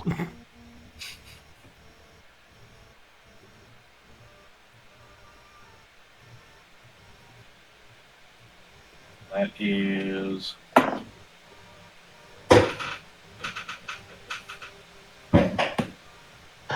It's just because there was an extra bullet that was lodged in there and shot out with the second shot. That is, if I'm doing my math right, 17 in total. That's just the first one hit, but it couldn't get all the way through because the armor was thick. But then the second shot hit the exact same spot, just pushed it right in. Because that was 4 and 7 plus 5 plus 1 from my repeating shot. Okay, so that sounds right. So another gunshot echoes through the quiet night air. Got him that time. Of black, sort of misty blood shooting out the back of that creature as the blow makes connection. He's still standing. Do you want to do anything else on your turn?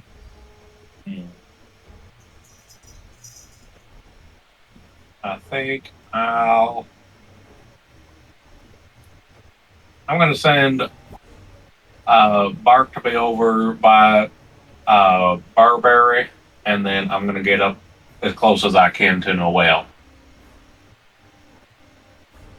Okay. So just going to go stand next to Noel? Yeah, get a little closer as well. Okay. To fine. the targets. Fair enough. That will be the end of your turn then. Yep. Then that will take us to Rancid's turn, who, with a just bone-chilling wail, charges towards the Mastiff, the big black dog next to Aloran. Fuck him up. Seeming almost to fly over the ground, and sort of like ghostly, like an apparition out of the dark, just and every enemy with the baleful baying ability needs to make a wisdom saving throw. So the Mastiff fails.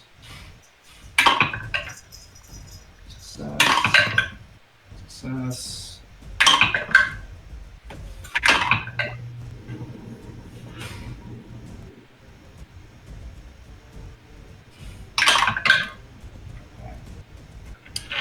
So, you see, as he charges towards the dog that just like attacked Aloran, you see it sort of like jump, realizing that another dog is present, and almost kind of back up a little bit, clearly frightened by the sound.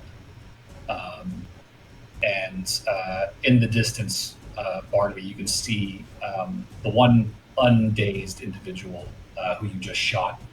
He like kind of covers his ears, like bending over, as this baleful howl echoes through the swamp.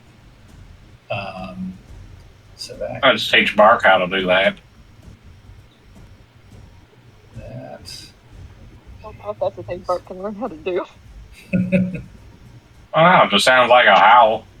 Dog's howl. So that will be his turn. He will use his baleful bang ability, and that takes us to the figures in the distance. So the one that you can see, Noel, stunned by the hypnotic pattern, does not move. You see the one sort of shuddering beside him, sort of trembling, kind of grabs a couple of arrows and again looses 2 bolts now in John's direction. These are made at disadvantage. That's a miss.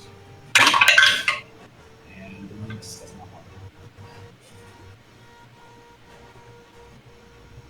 Oh, there it Excuse me. is. And then seconds later, you see the lights that they are illuminated by this fairy fire is suddenly obscured, as though something is now imposed between you and them, and they completely vanish from your sight.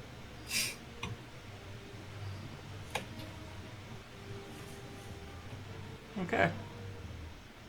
Did we? So, given that that guy was lit up by fairy fire and guiding bolt, did we get a sense of what we're looking at? Since he was like a bright beacon. I mean, it is a very heavily cloaked and covered humanoid figure, like hood pulled down, cloak wrapped around the body, like lots of layers of dark clothing underneath the cloak. The shape is very obscured. The most you can really say is that it is humanoid and it is dark. Okay. So that is as much as could be determined there.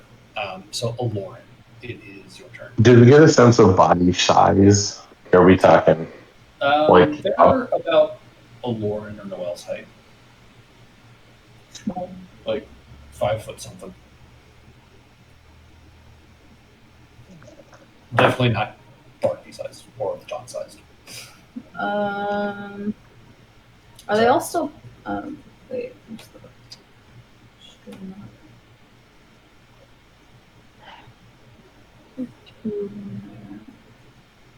How far away are those 2 from each other? The 2 guys who were shooting at you, Yeah. so they have completely vanished from sight. It almost looked like something kind of rose up out of the ground and just enveloped them, and it's just completely dark out in that direction. But there is still a big black dog right next to you, who seems to be sort of hesitating between attacking you and attacking Rancid, who just ran up beside you. I have this. Did Rancid even attack that dog? Do what? Did Rancid even attack that dog? No, he used his action to use the Baleful Howl ability. He used his action to scare the ever-living daylight out of that dog.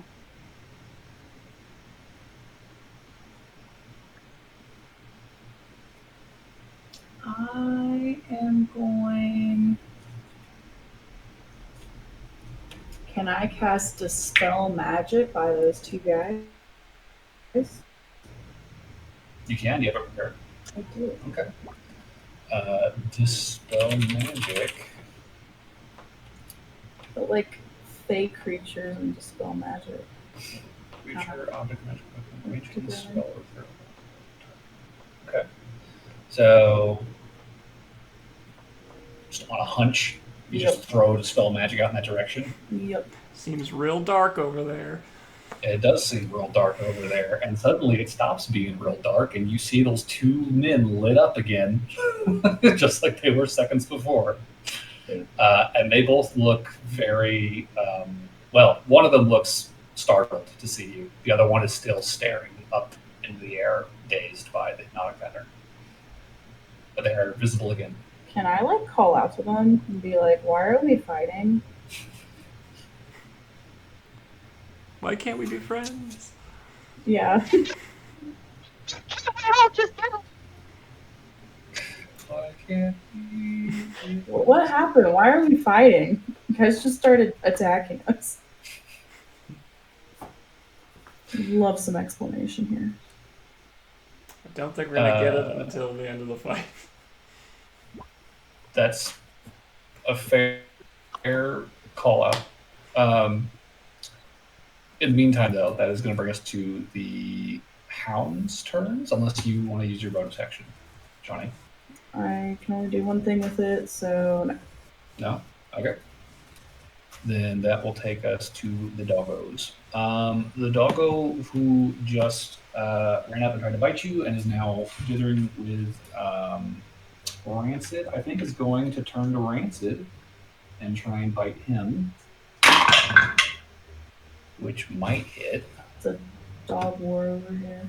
Yeah, it's a real ugly dog fight. Like dog just world. the two ugliest dogs you've ever seen Yeah. tearing into each other. That's definitely hitting. So Rancid is going to take. It's more like a dog and a very upsetting old man biting each Yeah. other. Well, it's a greyhound with an upsetting old man's face, Right. versus a fucking smoky crocodile mouth Rottweiler. It's a So weird Rancid day. takes. That's big damage. As a druid, I'd like to say that this is an unnatural. Safe bet. This does not seem like any normal dog you've ever seen. And bounding out of the darkness on your other side, Aloran, suddenly materializing is another shadow dog. Lovely. Was it barking or was it rapping? Do I see where it came from? Does a 21 hit? Yep. All right. That is, I think that's a 21. Yes. All right. So you take.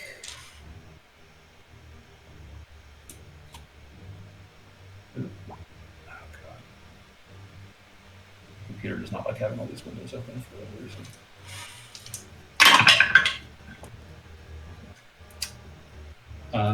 You are going to take 11 damage.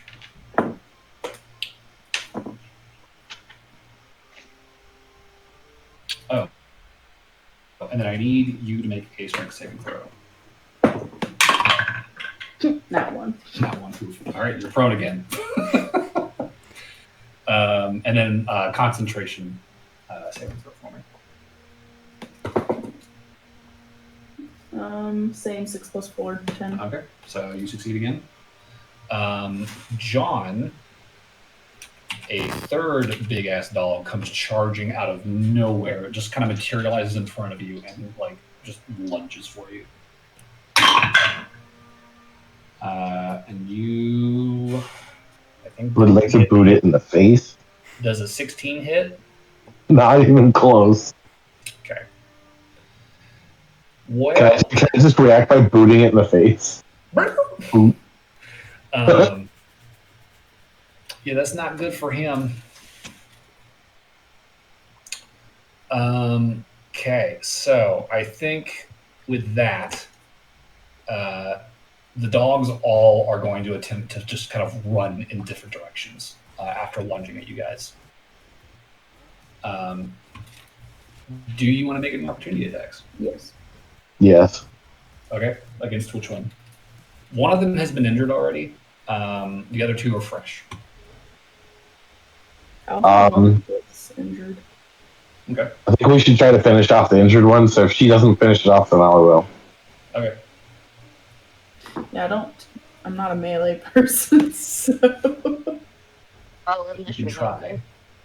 Didn't you rip out a bunch of heads? She's not in bear form right now. I'm just saying. No, I think I'm using a fucking D4 sickle. Yeah. Oh, can I be dual wielding my scimitar and moon sickle? You can, but you can only attack with one. And Cool, you're I'll not attack with opportunity my attack. scimitar. Yeah, that's fine. That's a good choice. It's better than. Oh wait, I'm rolling the wrong dice. Oh. Oh, 17 + 5. That will hit. Give me some damage. 6 + 2, 8. That's 8 max damage. That's all I can do, John. Okay. The dog is still alive, although he is definitely like bleeding / smoking profusely from that I rolled it ahead of time while we're waiting. So I rolled an 18 to hit, Okay, that hits. and then weirdly enough, I rolled 18 damage. Okay, it is for sure dead. You bring your sword down over it, and you cleave this dog in half, and both half of it, this dog just like disintegrated into these thick wisps of smoke, and just kind of drift out into the air. So that is one dead dog. The other two, however, are bolting away from you, and as soon as they get clear of Noel's torchlight, they vanish from sight. So this one, I think, would actually vanish pretty quickly. The other one gets further away before it disappears.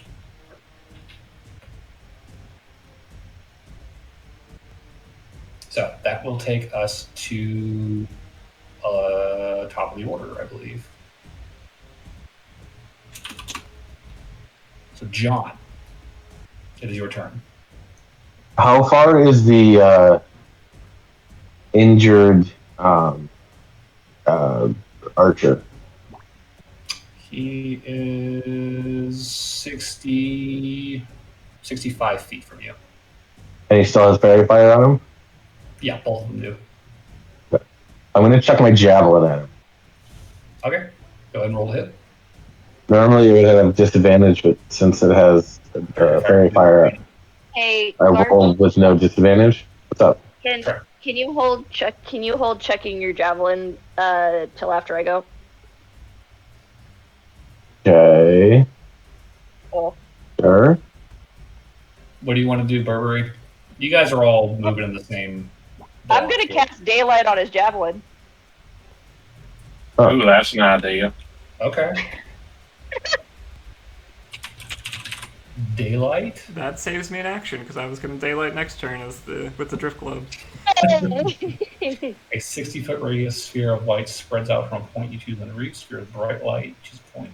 An object you're holding. An object with an opaque object or helm blocks light. If any of these spells areas to darkness.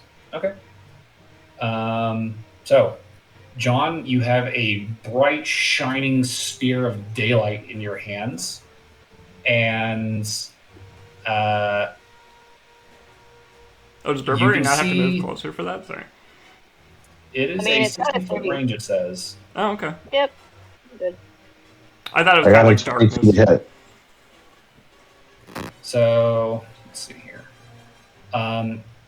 You would see that the dog that ran directly away from you is actually like lurking under a tree, and as the light kind of emanates out from the orb, it kind of like backs behind the tree a little bit more, and in the opposite direction, sort of looping around the other tree close at hand. You can see the other mastiff kind of bounding in the distance. Both I have do 22 to hit with the bright javelin. light, the daylight spell. Why stay in a hotel with kids? So you're Why are we listening to an ad? It keeps happening with this fucking Kinku. Oh, okay. Yeah, I'm attacking with the javelin. I got a 22 to hit. Okay, that definitely hits. Give me some damage. Javelin damage is 1d6 plus. So what bonuses apply to the javelin? Do I get the dueling damage and the rage? No, dueling, I think, has to be a melee attack. It only Rage- says one-handed weapons only that I can see. Does it specify melee only? Let me see. Fighting style dueling. When you're wielding a melee weapon in one hand and no other weapons, you gain +2 to damage with that weapon. It's not in your hand anymore, is the problem. Okay, so once it leaves my hand, meaning once I throw it, it no longer gets that damage. Okay. Yeah. So then it's 1d6 plus 6. Okay. The rage damage still applies, correct? You make a melee weapon attack using strength. No, so it's still got to be in melee. Okay, so then it's just 1d6 plus 4? What's your strength score? Because I think thrown weapons use your strength. They can't use your strength. Strength and dex are both plus 4, so. Okay, so yeah, +4. Okay. That was why I wasn't sure how much damage. Okay. So that would be 8 damage total. 8. Okay. Yep. He's still standing. Does the daylight do any damage or no? No. The daylight. Unless it is like a light sensitive creature or something. I don't think it does. It does not Yeah, do it's damage. not a damage spell. You'll definitely see the creature definitely like throws up its like arms and like pulls the cloak up over its face as the spear like fucking like clips its side, like tearing a hole through its cloak. And similarly to the mastiff, you see this sort of like smoky, powdery substance kind of wafting off of its body as the light passes by so close to it. There's a 60-foot radius. Yeah. Jesus Christ, that's huge. And as soon as that light passes, and hits him, you will immediately see there is another figure lurking in the grass up here. Is that like this? 12-ish, a little further, like up here. Jesus. I'll just So kind of. this whole arena went from being dark to basically bathed in light. Something like that. Yeah, like you guys can see very clearly at this point. But yeah, he is still standing, John, if you want to use your extra attack to try and finish him off. Yeah, I'll go ahead and use my extra attack to throw another javelin.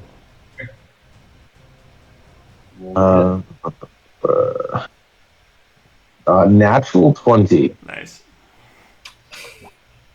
Do you get crits on range damage? Yeah. He is very, very dead from that. I can already tell you.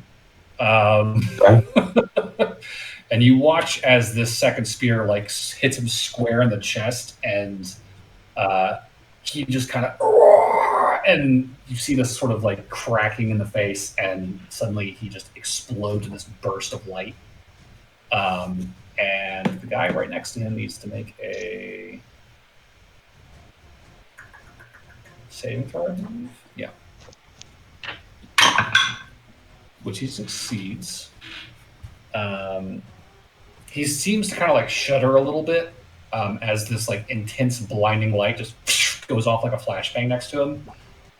But he remains stunned by the hypnotic pattern. So that takes us to Burberry. But Burberry already cast Daylight, right? Yes. Noel and Barnaby still have their actions. I'm still thinking, Barnaby, if you want to go. Let you shoot. I had a feeling you might. I shoot gun. Gun go boom. Okay. Gun roll a Who are you shooting? 24. Who are you shooting? I think There's 2 dogs and 2 archers in the distance. I'll hit one of them archers. All right. Do you want to get the one who's not hypnotic pattern then? Yes. Okay. Go ahead and give me some damage. That is 13. 13. Woof. And then I fire again. Shit. And that is 30. That hits. Or 30 to hit. Yeah. That is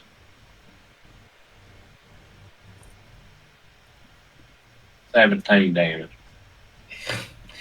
And before that guy even knows what's up, 2 gunshots fucking tear through him, and just like his compatriot, his skin begins to crack and glow, and he explodes in another blinding flash of light, like a dying star. And I'll use Deadeye He is to hit gone. the dog. Oh shit! Which dog? The one hiding in that tree over there in the light. All right. Go That ahead is- and give me a roll to hit. 23 to hit, 23 roll hit. and that is 15 damage. Oof. Big damage. Okay. That's all I got. All right. Noel, anything from you? So this guy's gone, right? He is gone. Yes. And this dog Dead, is still around? Yes. Okay. Yeah, might as well do some damage, I suppose. Or try. I will go somewhere around here-ish. And I will try to take a shot with the crossbow, I think. Okay.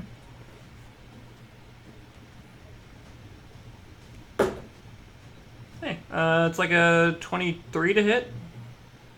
23. That's definitely hitting. Okay. Yeah. 8 damage. 8 damage. The dog still lives. I guess, do I it's more of an action type of thing, but like, do I see anyone else just now that we have a hugely lit area? With this blinding light shining, you don't see any other creatures out and about except for the 2 dogs and the remaining dark figure. Yeah. Dazed by the hypnotic And he's pattern. still hypnotic, so he's not a problem right now. Okay. Then I'll be my turn. Okay.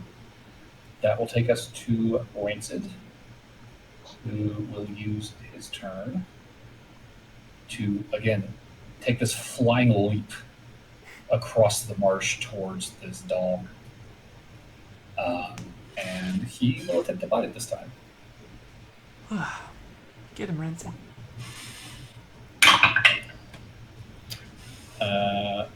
That is going to hit.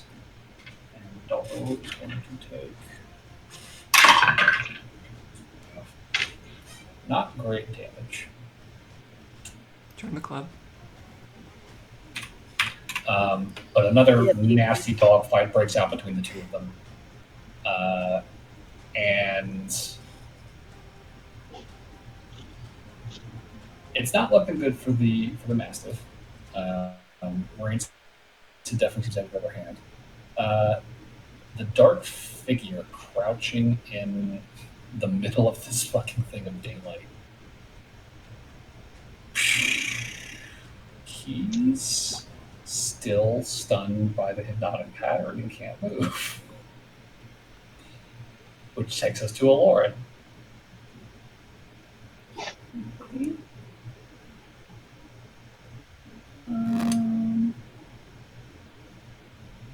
So how? Do what? Oh, okay. Sorry. I guess then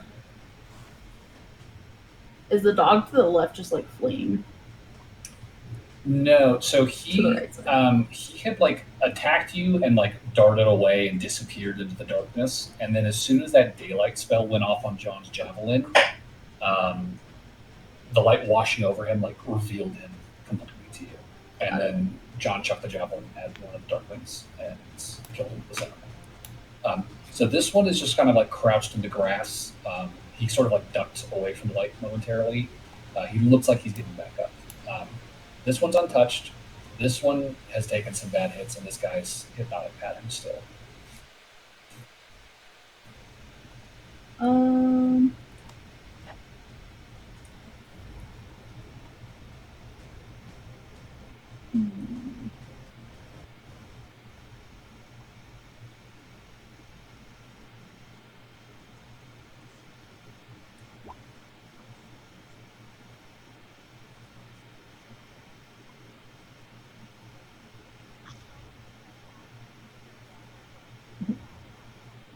Honestly, don't know.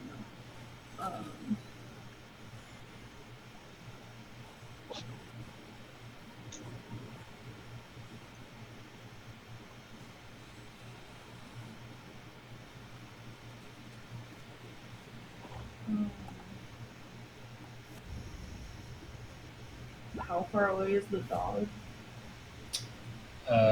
The one fighting Rancid is about 40 feet from you, and the one that bolted away is also about 40 feet from you.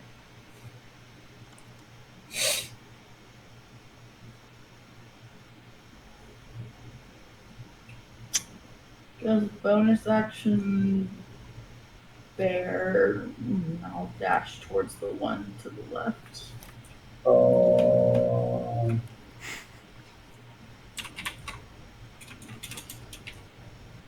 I believe a bear has a 40-foot move speed, if I'm not mistaken. So you would be able to reach him. Okay. I guess I'll attack him. Okay. Give me some rolls to hit.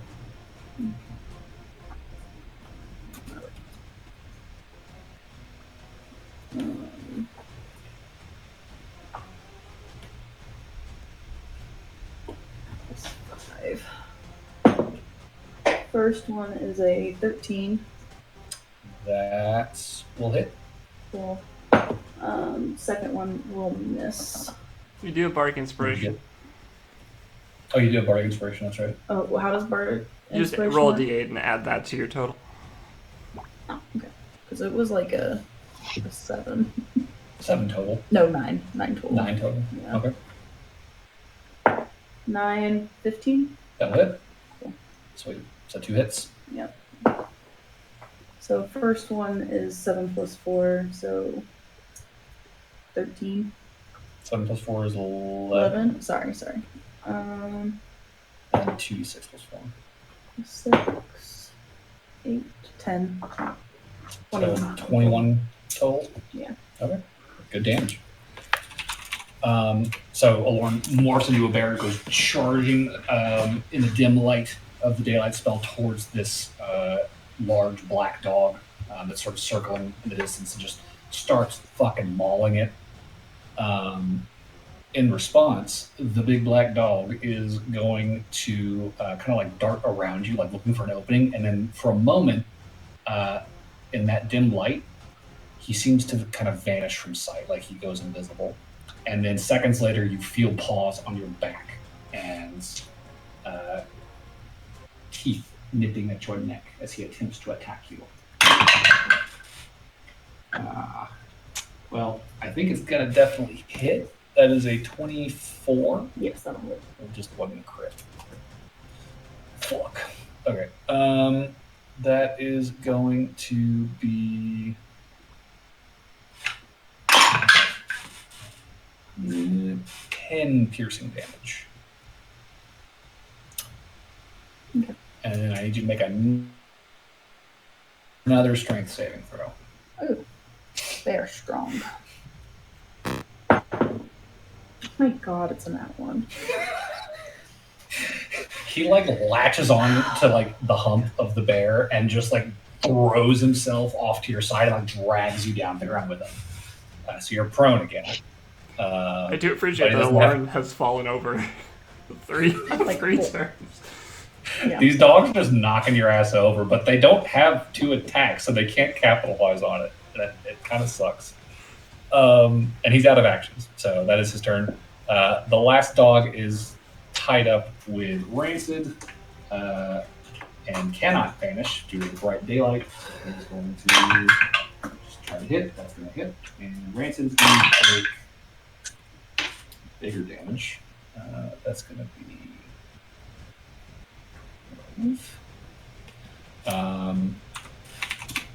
So Rancid's definitely taken some big bloody bites during this dog fight. And he's not looking great. And he also gets dragged down to the ground and like pinned under this big black dog. Woo! He's like kicking in his old man face. He's like fucking eyes wide in panic. But that'll take us to John, top of the order.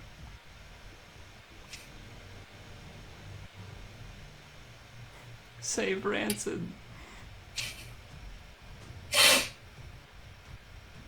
Horse. My turn. See. Yeah. So Aloran is currently kind of struggling to get back on her feet after being dragged down by one dog, and Rancid is currently pinned by the other dog. Okay. How far am I away from Rancid? About 40 feet, I believe. Less than that. You are 35 feet. I have 40 feet of movement, right? Yep. So I rush should- forward. Yep. I'd like to run over and whack it as hard as I can. All right. Give me a roll to hit. That would be a 22 to hit. That is another dead dog. I'll use my. How far away am I from the other dog? The one fighting with Aloran is almost 50 feet away. It's almost as a what? Or no, 45 feet, excuse me. Okay, so I'm within 5 feet of it? No, the one fighting Aloran is 45 feet away. From where I am now, okay. Yes, the one that you just killed is dead and smoke in the wind. Yeah, no, I was confused if you meant from where I was when I killed the dog or where I was at when I originally started. No. He's still like 40, 45 feet. Okay, I will chuck a javelin as my extra attack. Okay, roll to hit. I'm going to use reckless attack to negate the disadvantage. Okay.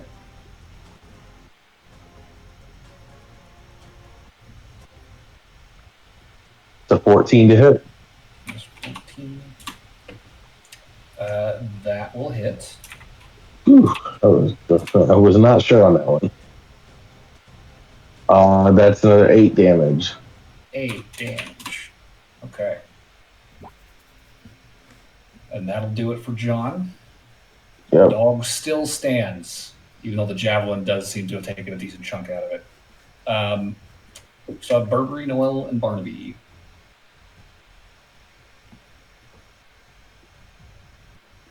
I mean, I was just planning on guiding bolt something. I think Noel. There is. Sorry, I was just gonna Go ahead. simply. I'm just gonna walk No, over you're here. Okay. That's all.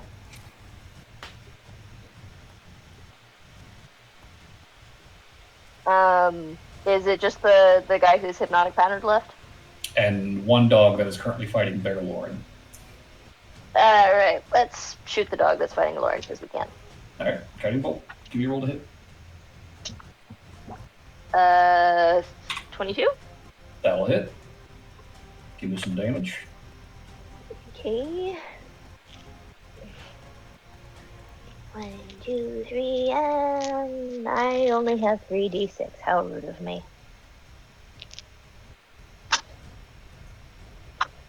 Okay. 3, 11, 17. 17. Mhm. In a burst of radiant fire, you see the dog completely immolates as Aloran kind of pushes it off of her and bolt strikes her, strikes the dog, and it just vanishes in another burst of light, and it is dead.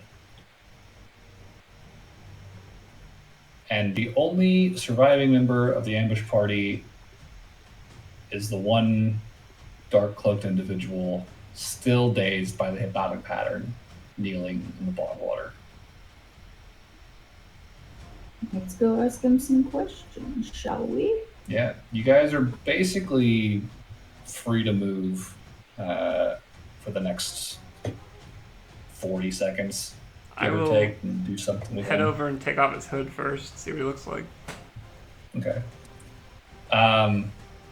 So pulling the hood back, the face that you see underneath is gray-skinned, very pointed features, elvish ears, long, sharp nose, and these deep, sunken eyes. Thick, greasy, dark hair, and this very like kind of pointed chin, small, pursed lips. And as soon as you pull the hood back and expose him to the light, to go look at him, you see the entirety of his face suddenly begins to start faintly smoking and crackling. I will pull that back on. Don't want you dying yet. Okay. The smoking crackling stops. Yeah, as people come over, I imagine we'll try to start trussing them up. Okay. Easy enough to do. I think you guys have more than adequate equipment for trussing. So tying this guy up. Eventually, this hypnotic pattern spell is going to fade after that minute, and you see him just kind of blink and look around at the 5 of you, or 6 of you, I guess, with Rancid in your company. Honestly, I was going to say... Sorry to interrupt. I was going to say, we probably would have blindfolded him, honestly, just in case he's, like, sending info back to Kodum. Okay, sure. So he's blindfolded. Yeah. He just kind of comes to, and you hear him... fuck.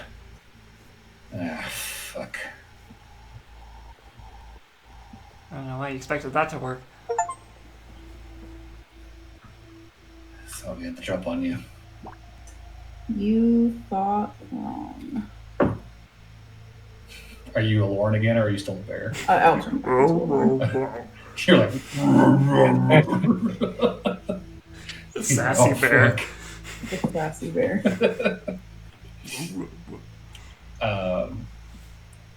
He, like, his head kind of whips around towards your voice and says, clearly, well, what happens now? Why were you attacking? Trespassing. This is private property. To whom?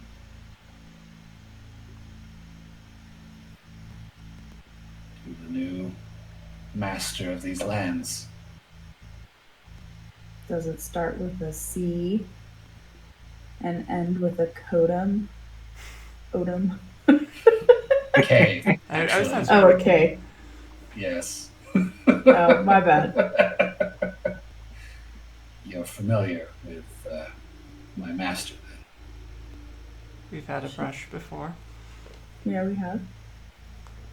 We won and she ran. Huh. Did anyone else in your party get away?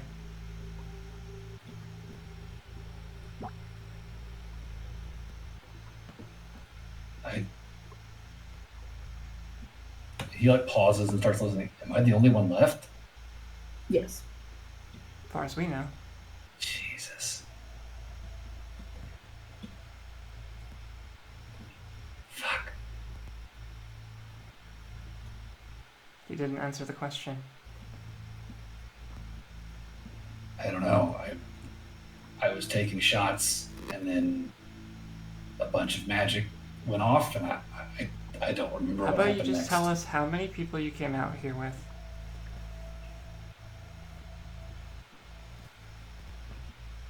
Well,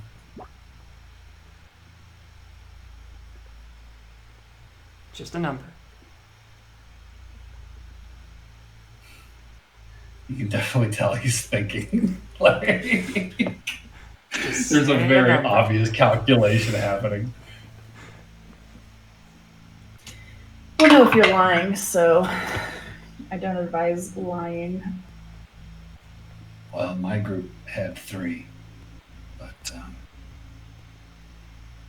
I'm gonna roll insight on we're this not side. the only group out here in these woods. Yep. Insight. Okay. Someone please do well. I'll give Lauren bardic inspiration. Okay. Maybe I can roll a nat 20 since I rolled like 2 nat ones. I hope so. Okay. It's an unnatural 20, and if I add, wait, let me add bardic inspiration. You know, why not? I got a 20 total, actually a natural 20 as well. Oh, I got 28 because I rolled an 8. 28. So 28. Jesus. You can tell for sure this man is scared. That comes through very clearly. And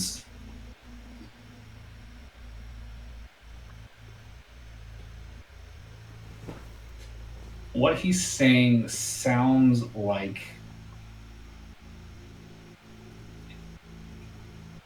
not a bad attempt, but definitely one you see through, an attempt to intimidate you.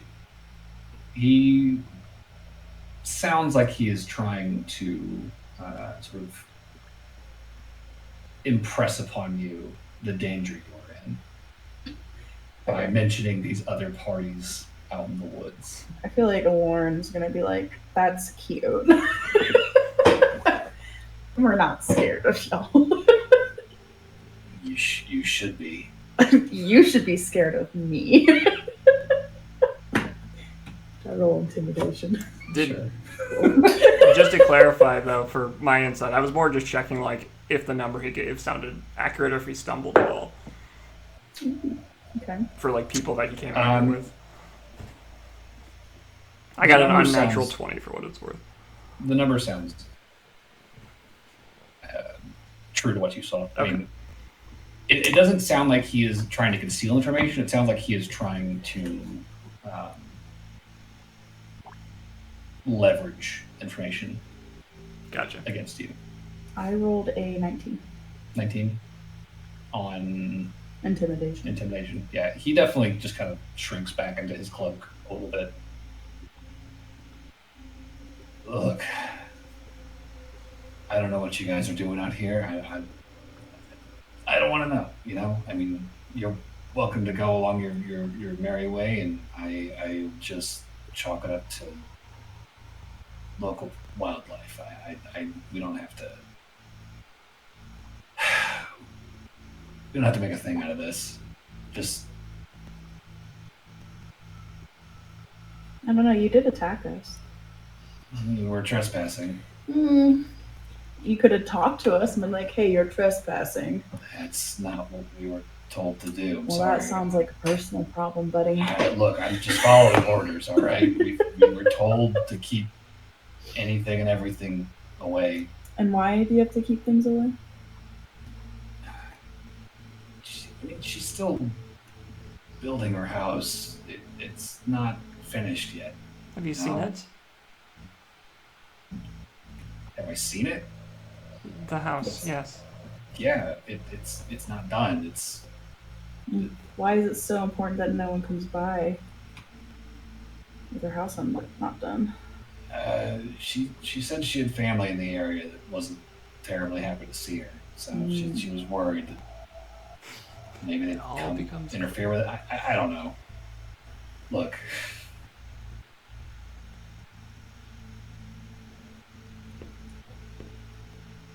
Clearly, you guys are strong enough to do what you want with me, and I'm not going to be able to do anything about that. I just. Do you mind if I ask you a personal question?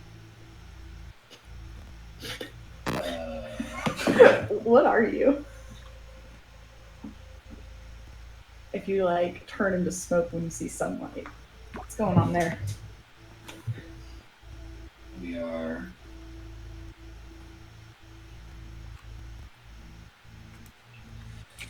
Cursed folk.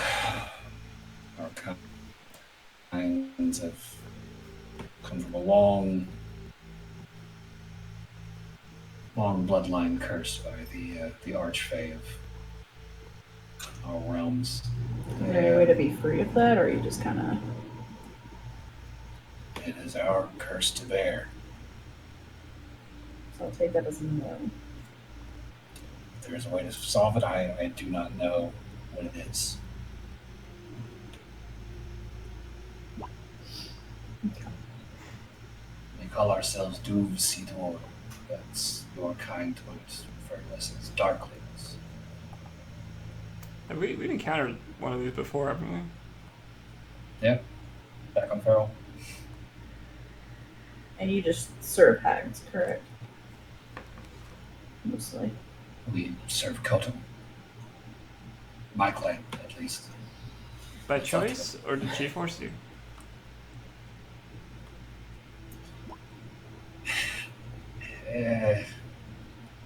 There's What happens if Kotem goes away? if she's gone, then we find somewhere else to go, I suppose.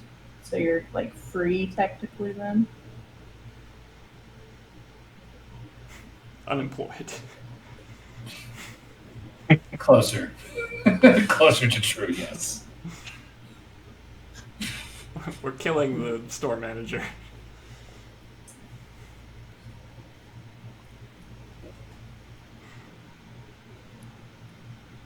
How much time is it going to take before she realizes your troop didn't come back? If we're not back before sunrise, then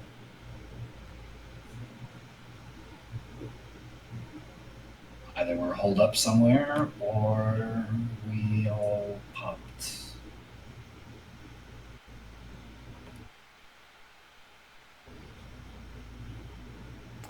I take it your groups are pretty good at making it back before sunrise, then. It would be out of the ordinary. Generally speaking.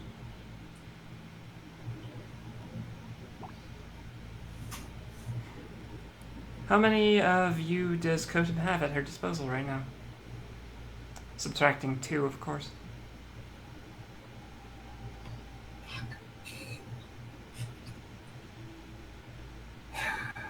Well, there was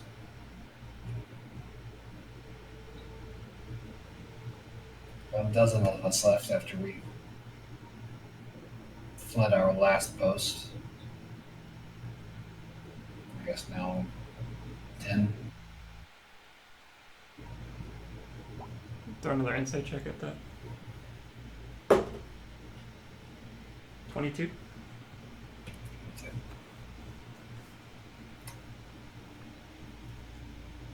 Definitely sounds like he might be withholding information.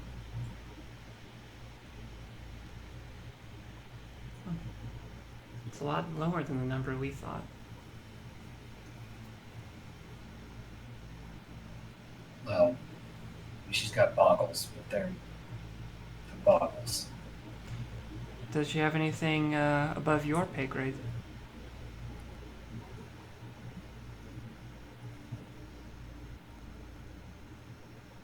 Stonemason, I guess. Although he's not really with us. He's just building. To defend her. Just you and the boggles. Sorry. The darklings and the boggles.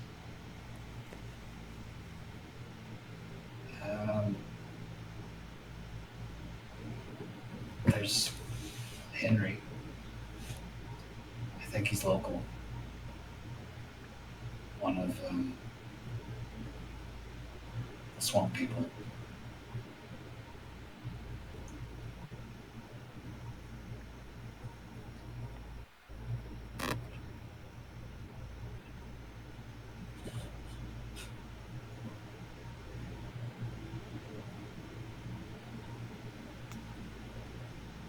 If you had to evaluate your own security system, at what point in the day would you say Kotem has the least guards around? Man. He definitely seems like he's starting to get kind of anxious about this whole interaction.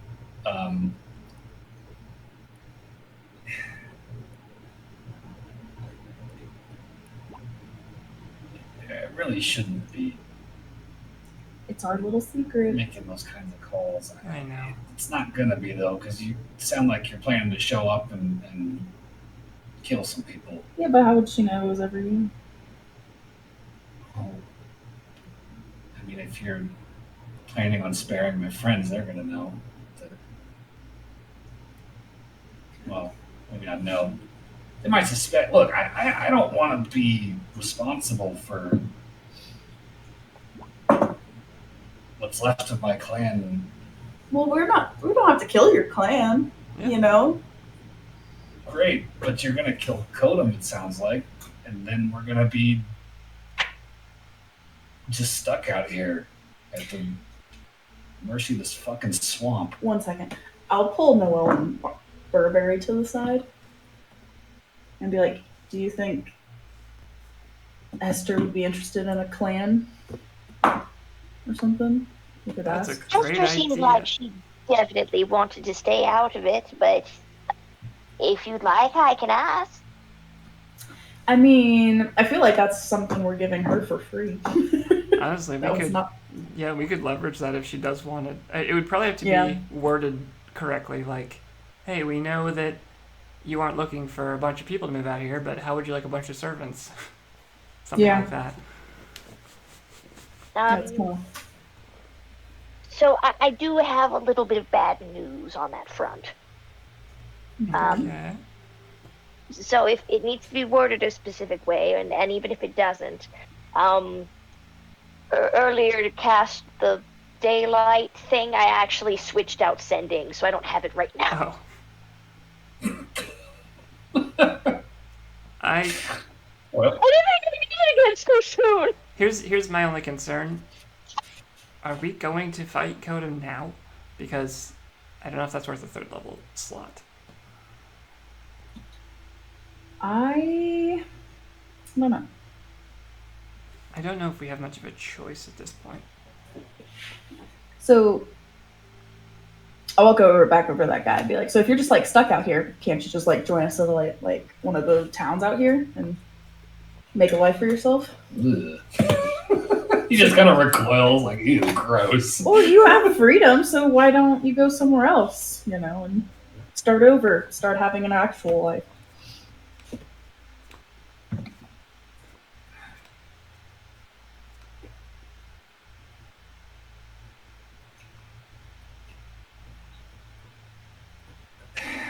Damn it.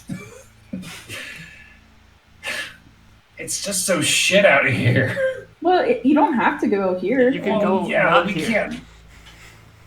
Sure, let's just cross, the 10 of us, cross this horrible, awful swamp full of giant, horrible monsters in the dark. Because we can't move during the day.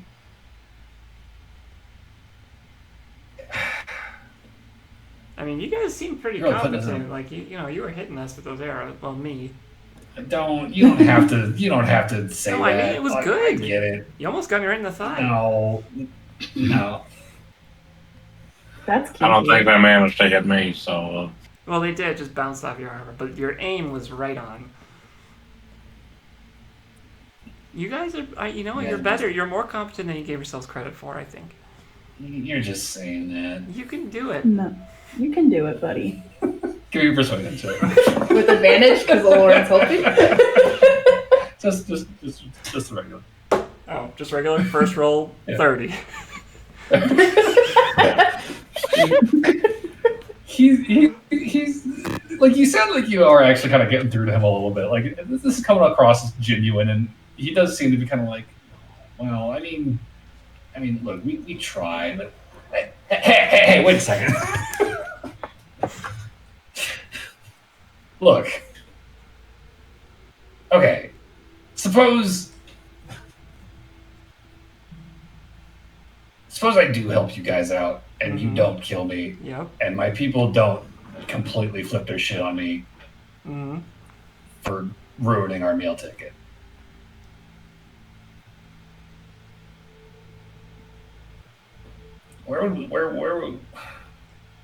Where do we go? Because genuinely, I don't know where we are in your world. I'm not exactly versed Map. in the material I'll plane. whip out a map. Actually, this would be a good question. Wait, we have a map of this place? I cannot see. Oh, that's true. I was going to say Barnaby would actually know where they could earn money or like, I don't know, something about this place, right? You grew up here.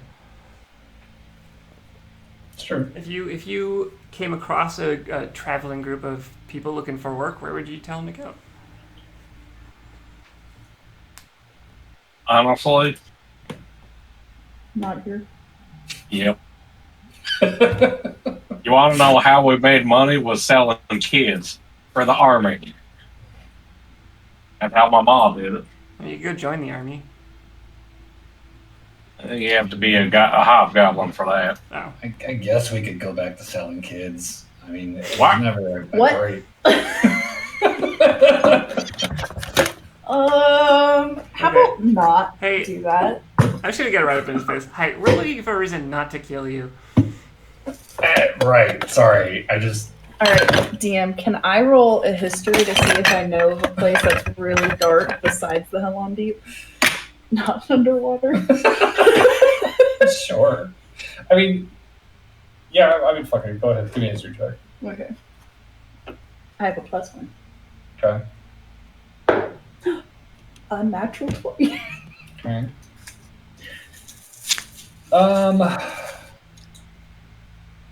It's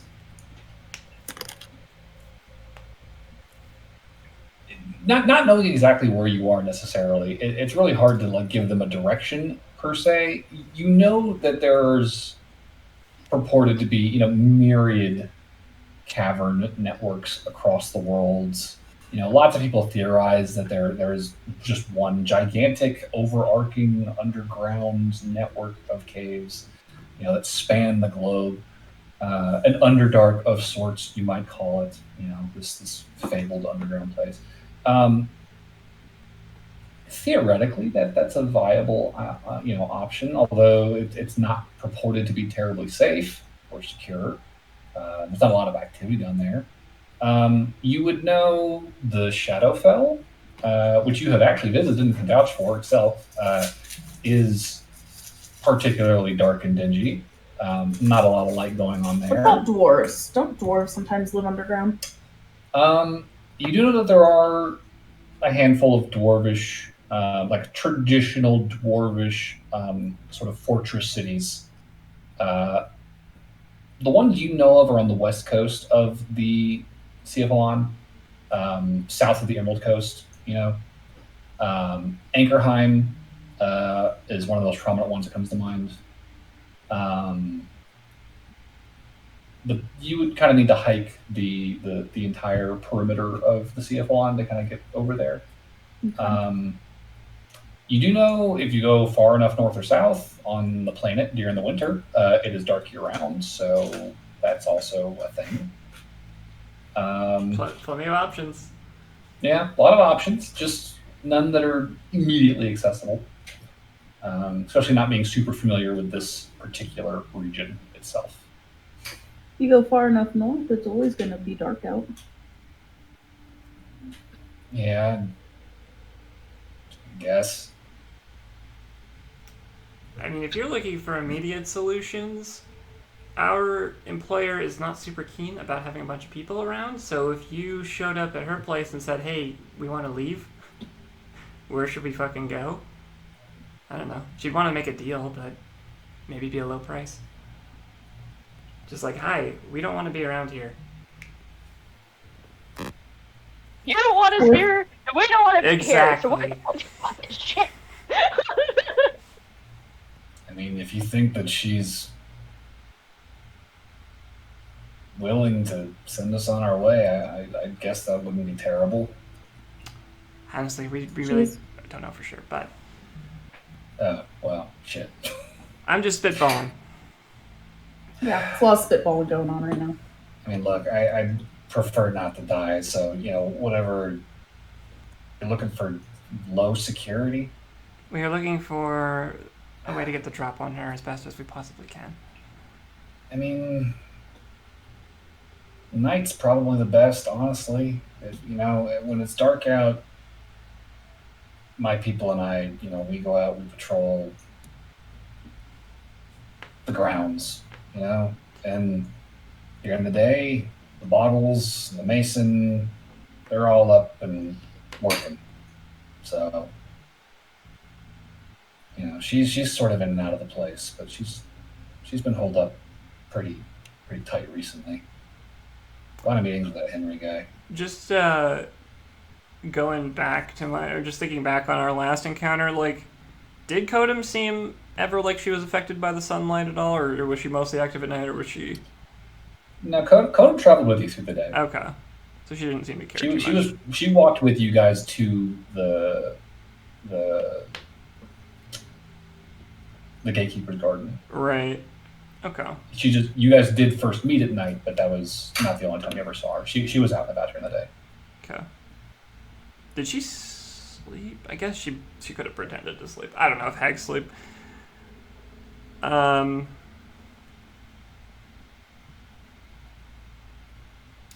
Yeah, we're looking for a way to get to her as easily as possible. It sounds like you might be able to help us. And in return, we might be able to help you. Maybe. Mason's not going to be happy. I definitely get clear before he wakes up and has to start working on a house that doesn't have an owner anymore.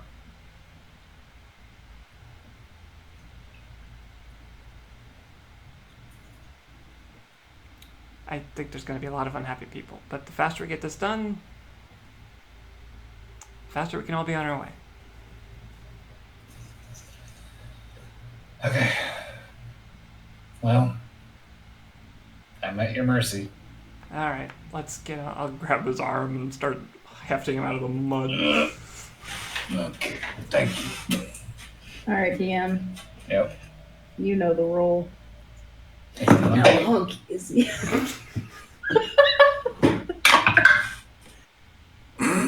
Lauren's got him. Oh my god, what? You looking at 20? Do I adopt this man? He does sound like Gerald. It's a 19. Except if you pull back his hood, he starts to fizzle. So In the daylight spell that you guys cast. Here, let's turn off the light for him. And then he can take off that cloak. if we the little hood. if we do turn off the daylight and just put normal light, does he still sizzle? Or like the light spell? Not as intensely, but yes, he does. Ow. Ow. Yeah, exactly. Stop. Nice. Okay, so we found the hunkiest darkling. Lauren's ever seen in our life. She's just like, Yeah, I mean, Congratulations. you get a good look at him, and he's, very just like well chiseled, like cheek and pointed chin, and like this really like elegantly, sharp, well proportioned nose, heavy brow, deep set eyes. Just enough, signs of like, the beginnings of crow's feet, faint laugh lines around the mouth. Like he's got a very distinguished look to him. well, Lauren's just gonna be low key hitting on him. So.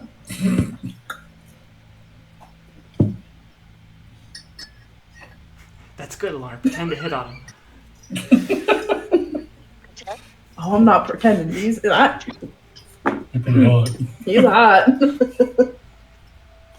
So. All right, but in exchange for, us bringing you along, we're going to need you to be totally honest with us. But you're not gonna kill me, right? That's the plan. Oh no, I'm not gonna let them. Mm-mm. I think Lauren is too enamored. No touching. Unless you want to. Okay.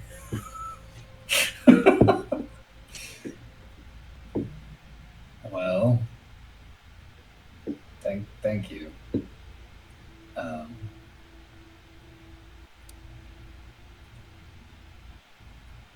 You have beautiful eyes. No. Stop. He just looks real like nervously from Lauren to Noelle and the other. Just give him a thumbs up. Okay. Sorry, I kind of like flip flop between. If we're chill, I'm fine. I'm not hostile. It's either horny or angry. Does Noelle say that out loud? Yeah, sure. Sure. I think Lauren would be like, shrug. Not wrong. Okay, Okay. onward. So, you have captured this Darkling. Oh, this might be a good path without a trace opportunity, actually, now that we know how close we are. Nah. Lauren. Wait, I'm sorry, what? Did you want me to do it? I'll just like put a bag over his head for a second. No! I got angry real quick, Noah. I know. If you pass without a trace, I can take the bag off. Fine. It's not a trace. I just imagine his like nose poking out of the bag a little bit. So, you guys are moving with a +10 to your stealth checks. Yes, for I the will next hour. very quietly remove the bag. And So what are we doing? We are going to approach. Very Yeah, quick. we're gonna approach and we're gonna try to kill Annie Coda. Well, not kill her, but make her. All right, we're just okay. We're not actually killing her. Guys, we're not killing somebody. I'll Look at believe us it when I go. see it. If the Pokeball works. Oh, fuck that dog. I'm glad I'm not the only one creeped out by it. All right, come on. No, Yeah, that's Raren's like just scratching behind one of his big floppy old man ears. yeah. the most uncomfortable dog I've ever seen in my life. Do you have a name? Asks the fey creature to the other fey creature. Yes, and it's mine. Okay. What Okay, should what's we the call name you? we can call you?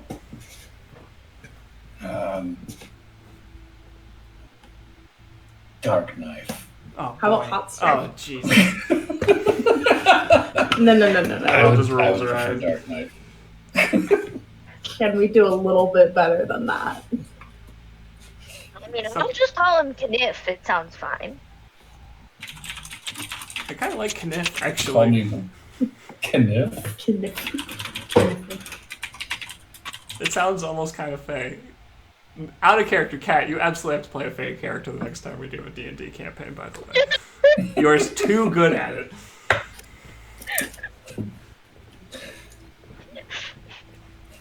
Fine.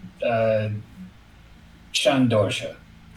That's too long. That's hot. Wait, can we just call you Sean? Fine. I'm gonna call you Shandorsha. That shit's hot as fuck. Save me syllables. Lauren is just laying it on. Alright. Sean. Is that what the dog said? That's the dog. What?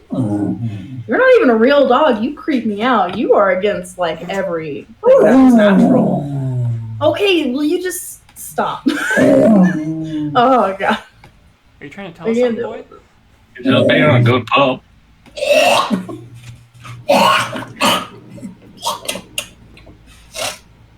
Lauren's just like, What is even going on? I don't fucking know. Lauren's like, You puke close enough. I don't know. I think a gross Lauren dog. is somehow losing an argument with the dog. She's throwing up a wall. Be careful. We ready to go? Yes, we have been for 5 minutes. Okay, I'm sorry. So taking Shandorsha and your canine compatriot Rancid in tow, proceeding onward towards Kodam's there.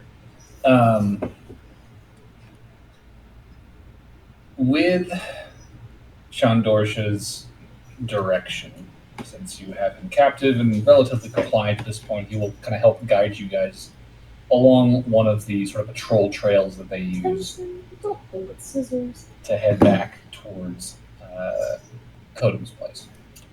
And within about half an hour of walking, he'll sort of hold up a hand to kind of stop you guys and just kind of point up through the trees up ahead and say, "That's it up there." And it's very hard to see at a distance. I think even with your passive perceptions as high as they are, Lauren, like you are just barely able to make out there is a silhouette of a large mass amidst the trees, probably like 100, 110 feet up ahead. Oh wow, we're close. But you cannot make out any detail in just the pitch black of the night right now. Okay, do you know any other... And he would definitely have told you as y'all got closer, like, y'all want to probably turn out your lights. They're gonna see Yeah, I would have as soon as doused you it. go up. Yeah. Do we need to roll Yes. stealth or no? I will say for now, you guys are far enough away. We won't need to roll a check yet. Okay. So he would have pointed it out ahead of time so that you're not necessarily blundering into it. Sure. He's complying. So just listening to the space around us, do we hear any? Like 100 feet out, we could hear if like people were talking. If there was like darklings, debating going on their next shift, or any, patrolling. Yeah. I'll say go ahead and give me a perception check. Okay. I'm going to do the same thing. 19. Oh. 19 plus 10, 29. That's much better than 19. 29. Not even gonna bother to roll. Okay, Aloran, you focus up, tear yourself away from Shandorsha. She'll be like, I'll be right back, 1 second. And she's gonna be like, closing your eyes, listening intently. It is quiet in the marsh here. Since you turned out the lights, you've started to hear kind of the movement of nocturnal animals, kind of around you in the distance. That's been sort of a constant sound, these swarms of rodents that have been kind of lurking on the periphery of your trip. But starting to listen with a 29, you do pick up on a very scant handful of distinct sounds. Up ahead, somewhere in the midst of that dark shape, you do hear the sound of very distinct snoring. You hear somewhere in the trees around you, there is a larger animal or two moving in a pretty steady, undisturbed gait. Not too dissimilar from the sound of Rancid moving about. Sounds like it might be two more of those dogs or something similar. You can hear them somewhere out in the dark ahead of you. But it does not sound like they have found anything or detected anything amiss. They're just sort of on patrol.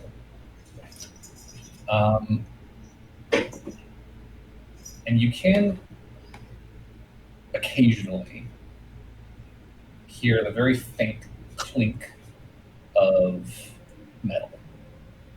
Just sort of like equipment sort of run. Almost the sound that Barnaby kind of makes as he walks. Just the sound of kind of metal against metal kind of clinking together. I'll ask Sean.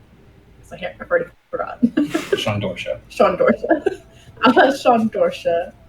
Does anybody wear like heavy plate like that? Like him? Point at Barnaby. No, it's probably weapons. It's we don't move that heavy. Insight check. So it's probably weapons? Yeah. Yeah.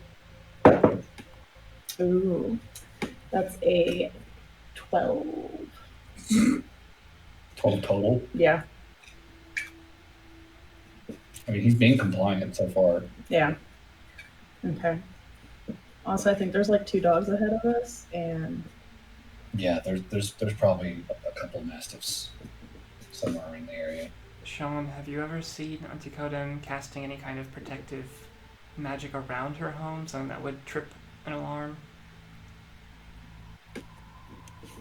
so who snores really loud? That's the Mason.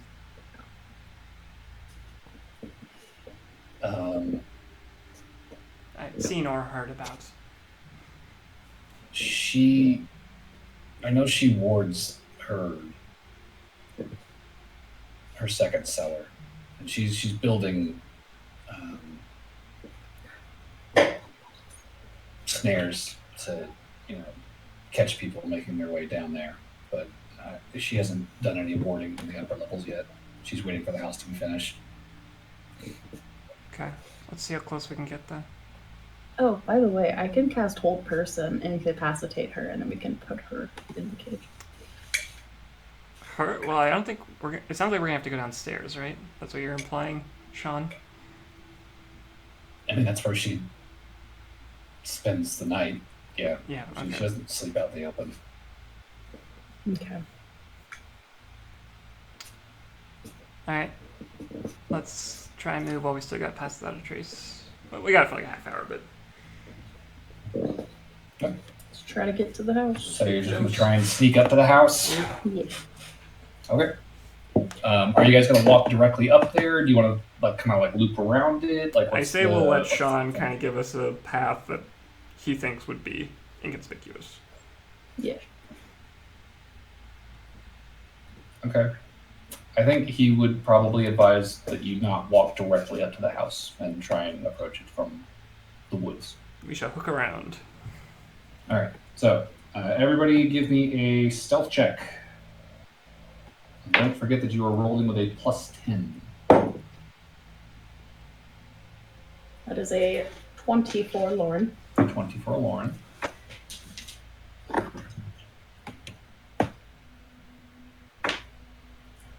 But for that +10, that's a 17. 17. 34 for Barnaby. 34. Yes.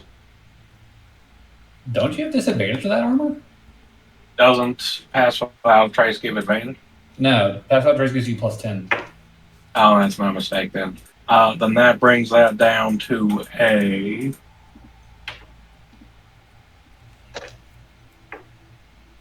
20. 20. Okay, so 2 20s, a 17. I'm actually 22. I 20. forgot to add my stealth. 22, 20, 17, 29. 29. 35.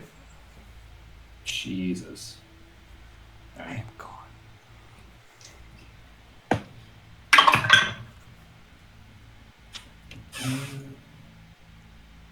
That is. And.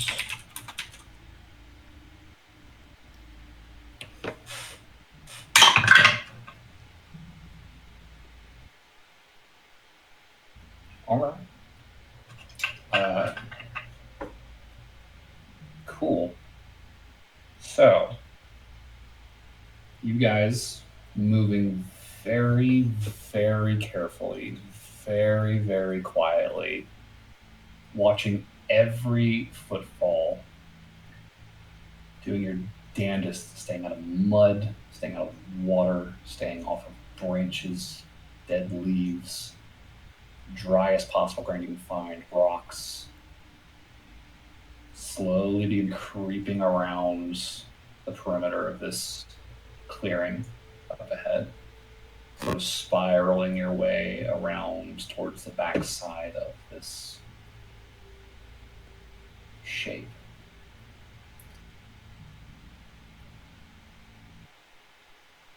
And one of your ears pricked for the slightest change in sound. You listen as you hear the occasional padding of paws in the brush continue unchanged, unaltered, undisturbed.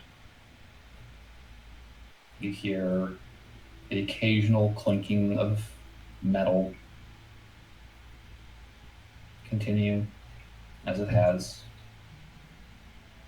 You hear the snoring of the mason growing louder as you grow closer.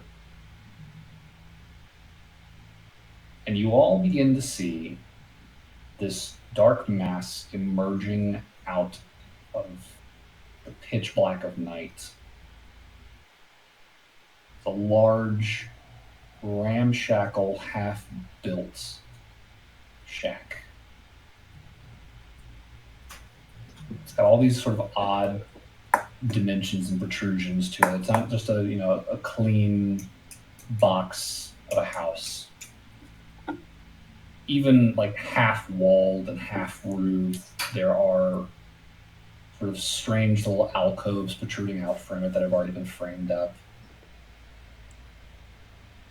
A small sort of turret on one side that looks like it's being built to maybe 3 or 4 stories tall, based on sort of the frames that have been set up in place.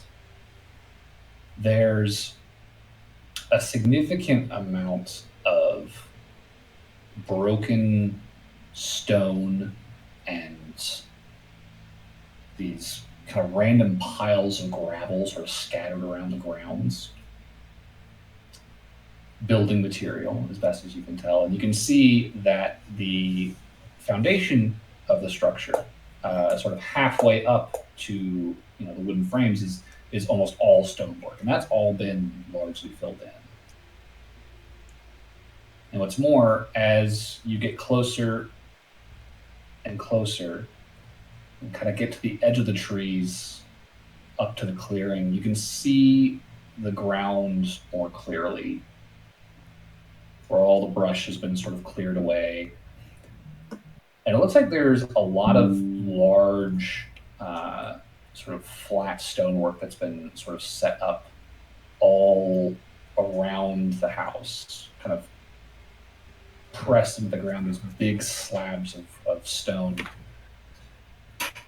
in this sort of like weird, elaborate pattern that's sort of like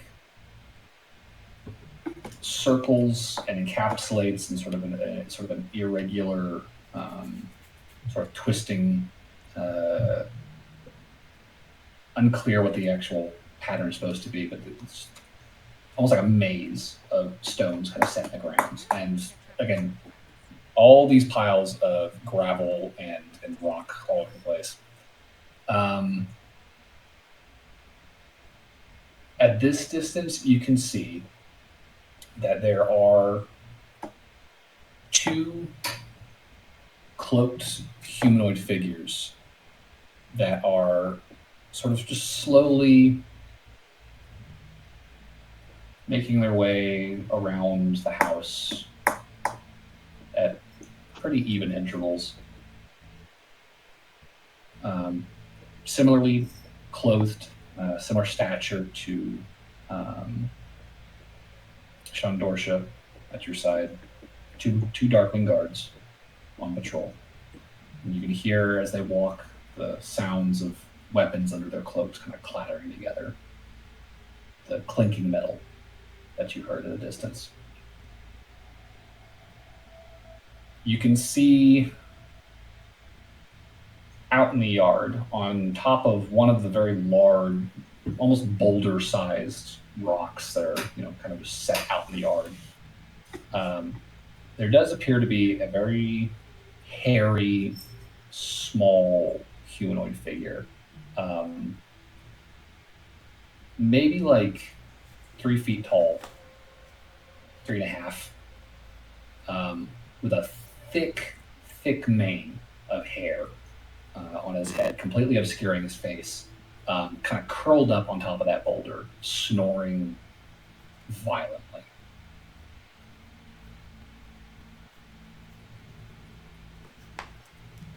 And finally, towards one side of the clearing, you can see a series of familiar-looking standing stones. They're about a foot wide and vary from 2 to 4 feet tall, all of them with these large circular bore holes, sort of like smoothed through from one side to the other, like completely through the stone. And you recognize these as sort of the fairy stones, the bottles back on Feral used as their homes. But you don't see any sign of boggles at present, just their stones. Where are the boggles? They're inside sleeping. In the house? The rocks. They're boggles. He just like throws up his hands like, I don't know how they work. Okay.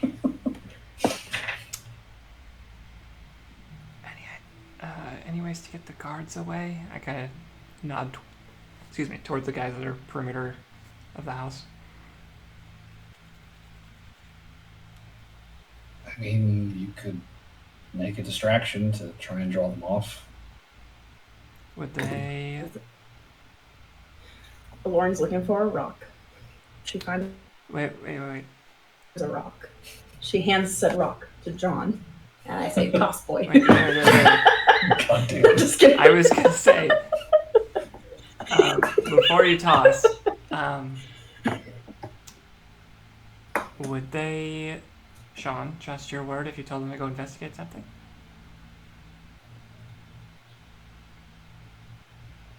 I mean, I'm coming home with no one else. Yeah, you could say like, and this just spitball off the top of my head, like, we were attacked, we need help, there's people that are out in the woods right now. I'm gonna go let Kodum know. No, something like that. Yeah, we're supposed to go tell her this if something goes that badly. But my question is, if you do that, what is like your protocol if that happens? What happens after that? If what happens to me happens, Sorry. what happens to me happens, whoever survives is supposed to come back, raise the alarm, and Kodum's got to know immediately that something's up. Well, I feel like if we do that, then every other person is gonna get like involved, and we don't want that. Yeah, no, that's So, John, all hands on deck. big boy, will you throw this rock for me, far, far away? You gotta say it so weird like that. Because I'm a Lauren, and I'm going to.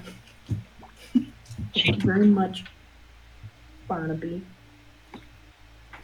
What was that, Kat? He said she knows my love to do things. Ooh, I can't understand you. It's the mic. Can you hear me now? She warned us. I know she. Oh, there we go. That's a lot better. Okay. I said she knows no other way. Yeah, I don't. I have to say it like that. John, are you tossing a rock for me?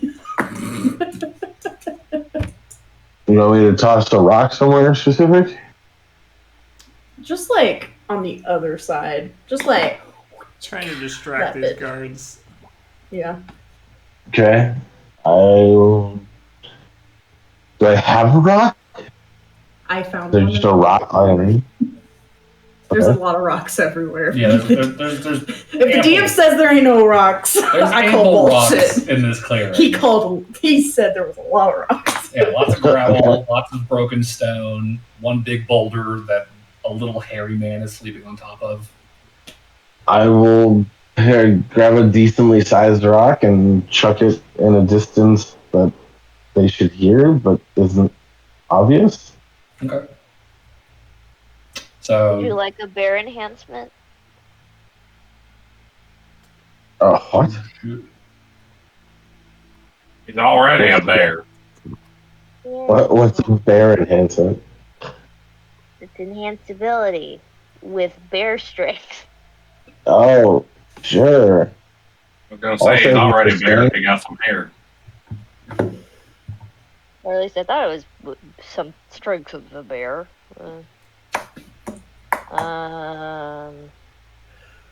Bull strength. Sorry, I have a bull strength,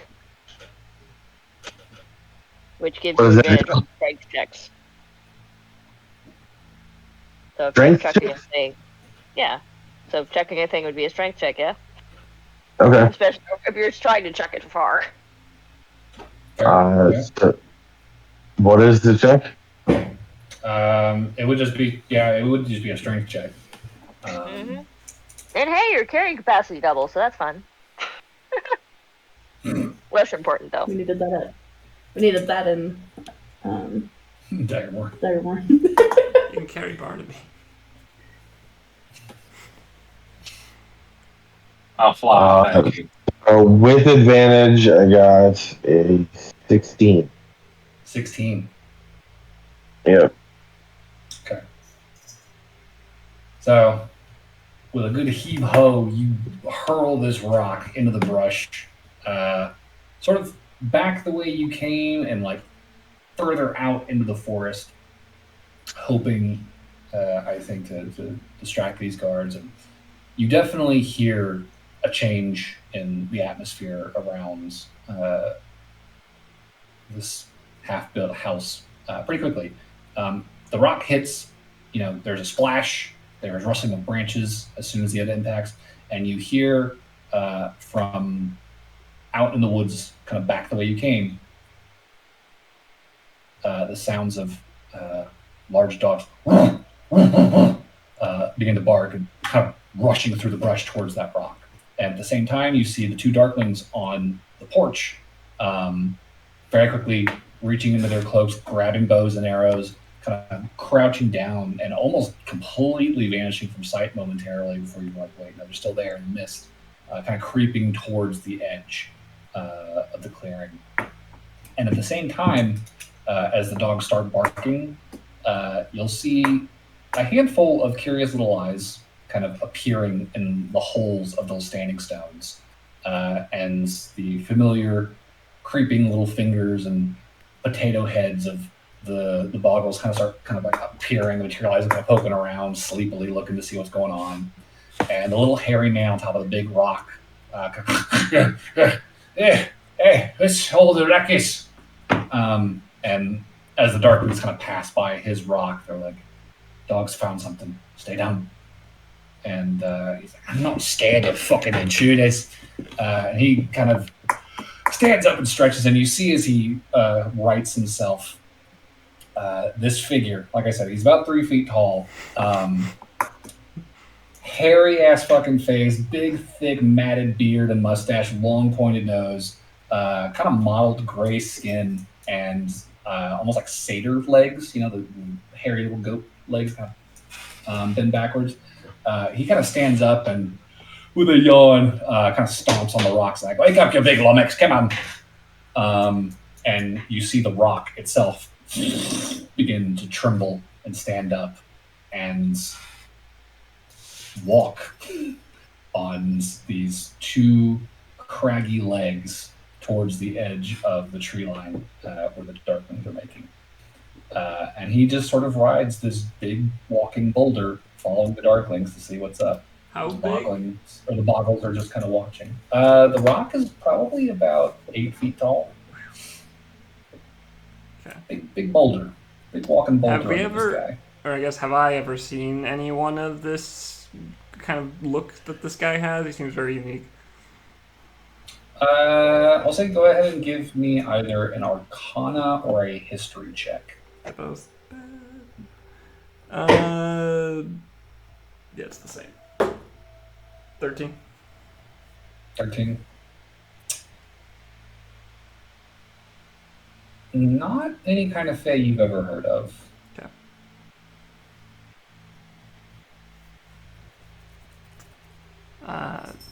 This feels like our opportunity to move. Okay. Yep. Go to that. I'll say go ahead and give me another stealth check, guys, as you sort of move from your position on the edge of the tree line towards the house as this search party is sort of moving in the opposite direction. 26. 26. 29. Nope, actually 30, 29. sorry. 30. Oof. 24. 24, So like 20, 23. 23. 23. We're doing stealth again? Plus 10.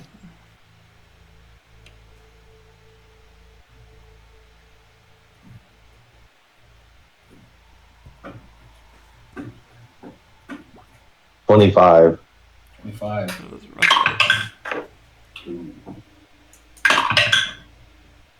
Okay. Rancid did not roll great. That's going to be just a 20. dice. Why is he even still here? And Yeah, I thought he was gonna dip. it's still dark out. You guys hoofed it, so you got him for the next few hours.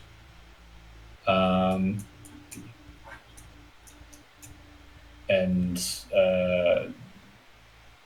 Shandorsha rolled a 32. Nice. So he's good. Yeah, you guys being really, really goddamn sneaky. Let's see if the search party notices anything. Okay.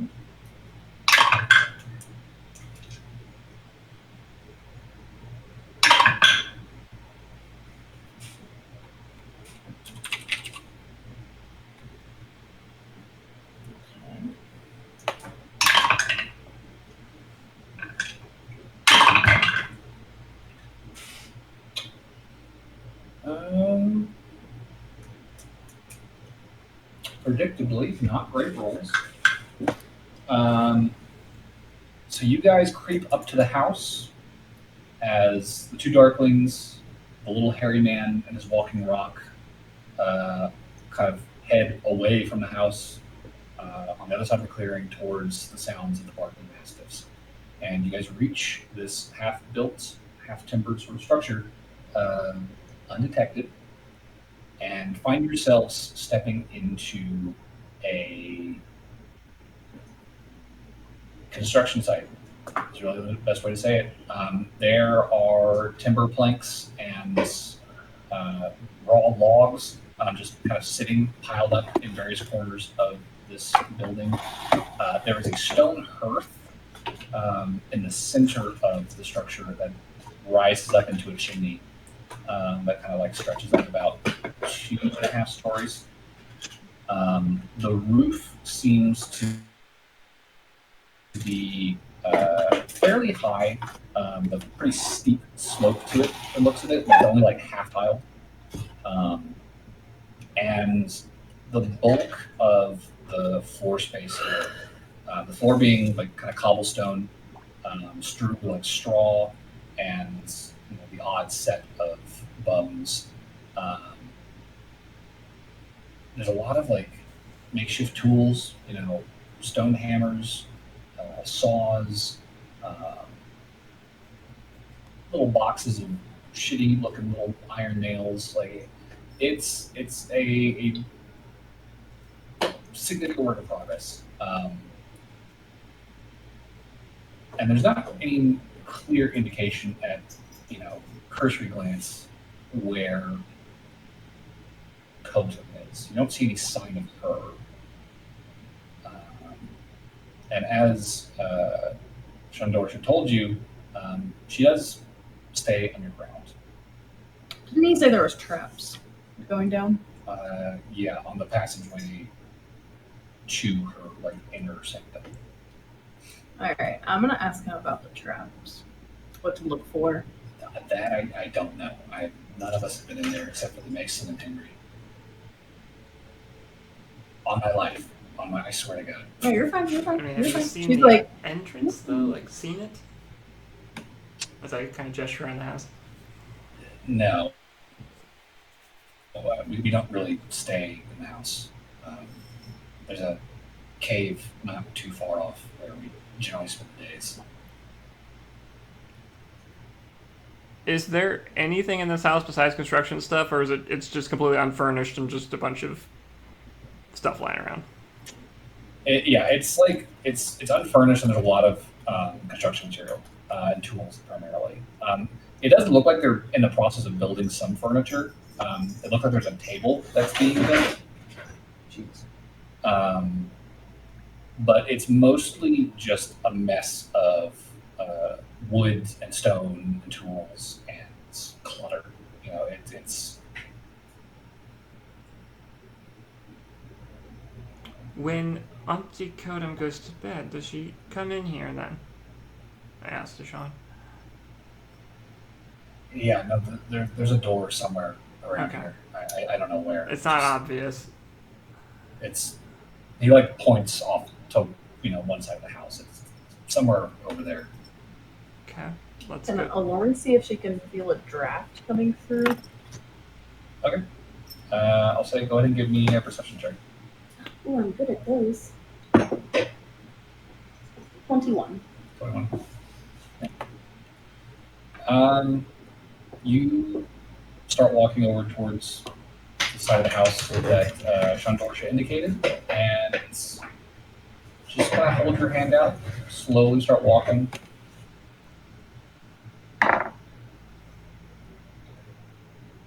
And there's a lack of draft necessarily. You don't really feel any shift in the air, but you do feel underfoot the stone in one spot does seem to feel colder than the rest of the house, the rest of the floor. And you sort of start inspecting that. You do find what looks to be a seam. I think Lauren's gonna be like, I found it. Okay. Oh, hush. Anticotum's going to bed. Sleepy time. So feeling around the edge of the seam, it does feel roughly square in shape and about 3 feet across in both directions. You don't feel any like handholds. There's no handle to speak of. Okay. But there does seem to be a seam kind of creating this panel of stone in the middle of the floor in this corner of the house. I'll ask Shondor again. So, like, if you were supposed to alert her, what were you supposed to do? That's a good question.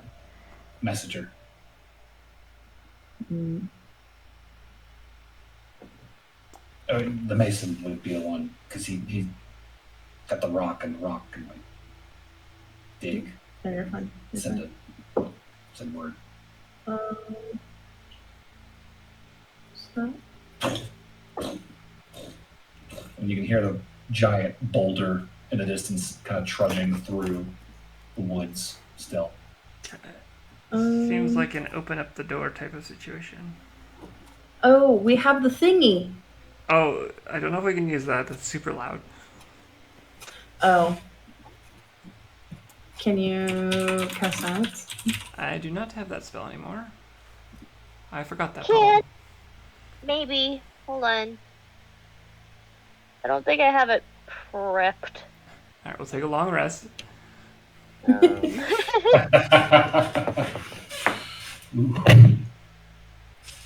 me double check. 'Cause I might have it. I did check. Oh, I have it! Yeah! Hey, that's a good one against hags too. It is. Am I casting it? Am I doing that? If we want to open the door easily, probably. Unless someone else has another idea. I got no. I mean, that's gonna be my last second level spell slot, so. Is this to go with the chime you're talking about? The chime of opening. So, Oh, no, it can't. You can't Here. cast that. Still have How's to that hear the fit? chime. yeah, We've the had door this has to be able to hear the chime. We can. Can I try to muffle it? I mean, Like, we wrap could, my hands around it? I'm gonna just break it down. I mean, have I we? think that's louder than a chime. Can we get like lever? Like, does this seem like someone could dig their fingers into this and lift it? Because it might just open. You Like, can feel quietly. the seam. You can feel the seam. Yeah. I Like mean, theoretically, you could try prying it open. This seems like if our two strongest party members perhaps work together to lift it quietly. Type of situation. Wait, before we do this, Lauren is going to cast Find Traps. Oh, Did you prep find traps? I did, because I was like, I'm going against the fucking hag, and you've been getting some major inspiration from Baldur's Gate. Oh no, shush you. So I don't know what you're talking about. I totally Shadi using prepped that Find insider fucking knowledge. Yeah, whatever. All right, fine. Cast your first. Detect a ring of glyph of wardings all around the door, ready to explode as soon as you open it. Find traps. Sense of presence of any trap within range that is within line of sight. A trap for the purpose of the spell is anything that inflicts sudden or unexpected effect you consider harmful or desirable, which is specifically intended. Creator, a spell since an area affected by the alarm spell. A glyph of warding. Mechanical pit trap that would not reveal a natural weakness in the floor and seal the ceiling readings. Okay, Tell me your secrets, Dan, please. so you cast Find Traps, Yes. and you do not sense any traps. Cool. Okay. There you go, guys. I think this is a John and Barnaby lift the stone slab type of situation. Okay. I was going to make small talk with Shondor. Shundorsha. From door shut. Okay. So, John and Barney, what are you guys going to do about this big stone slab in the ground? We lift. We deadlift it. Ah! Okay.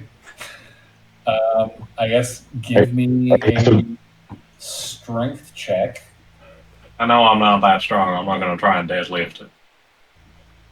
I'll John, say with advantage since you guys are working as a group.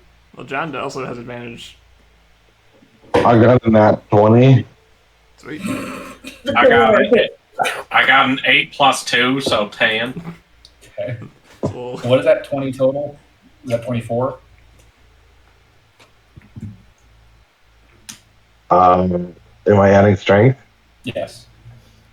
So yeah, if I just add my strength modifier, then it's 24. Okay. If I How did, big is this if I did house? It's like a 3 foot by 3 foot slab. No. Is How it- big is the house, not the door? Oh, the house is. It's like it's a weird shape. It's got a bunch of like weird alcoves kind of protruding out of the walls, kind of creating these like nooks along the perimeter. But it's on average, it's about 40 feet across, and maybe like 20 feet high to like the peak of the roof. Okay. All right. I'll be real. I'm fading fast. So if we are actually planning on getting into combat, I'm just gonna, whenever the door opens, I'm gonna cast silence in the middle of the room because that should take the full. I Ouch. don't think we're getting into combat yet. I think we're waiting to see if We're this still door trying to triggers do- anything. Yeah. Mm. We're close to a breaking point, so we can Cool. here in a couple minutes. With a 24, Barnaby and John digging their fingers into the gap of the stone and just hauling as hard as they possibly can. You can feel the stone slowly kind of shift at your touch. And you can definitely feel there is a level of resistance. The stone does not want to come loose, and yet it does. Slowly but surely, you guys, by the very tips of your fingers and your nails just gouging into it, just pulling, are able to lift this like almost 6-inch thick slab of stone out of its frame, and it swings open on these well-oiled, heavy-duty hinges, and just kind of sits open, this big trap door in the ground, revealing a ladder that descends down to another stone floor, completely dark and enclosed beneath the house. All right. Step 1 done. Doors open. Do you want me to cast Find Traps again? Is it still up or does it? Doors open. Wait, let me I'm not look sure if at that's like Find an Traps. instant or if that lasts for like a minute or something. It says Find trap is instant. It Yeah. happens immediately. Oh. It's just like a ping.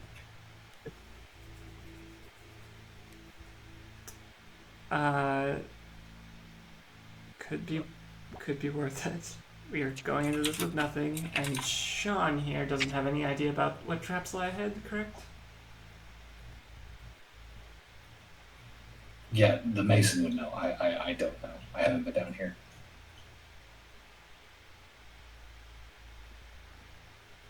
Okay. Yeah, I'm down to find traps. I just know that we are going to be fighting Kodum, it seems like, so we just have to be a little conservative, Yeah. that's all.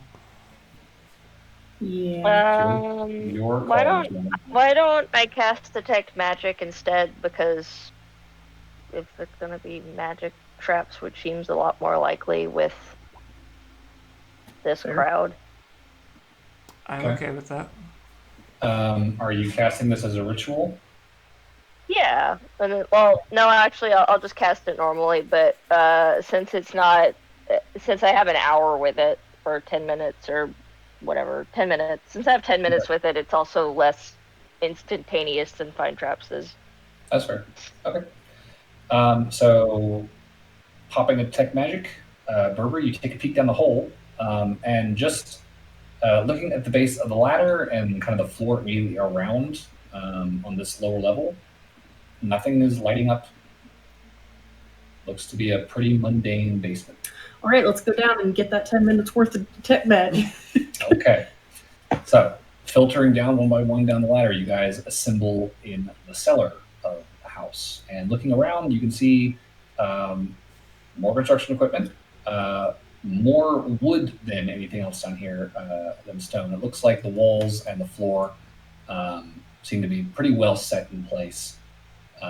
And the cellar is about as big as the structure above it, about 40 feet across, long ways, maybe like 30 feet short ways. And there's equipment down here to assemble boxes and barrels. It looks like there's metal hoops, boards, nails, hammers, all that shit, and all of the tools seem to be sized to fit very small bottle-sized hands. But looking around, you don't see anything that jumps out at you.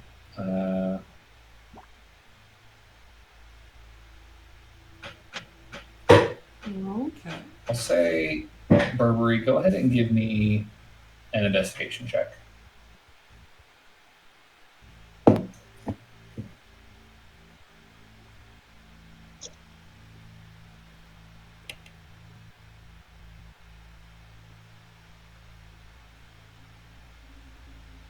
Sorry, this dice either has a 7 or a 17, and I need to figure out which one.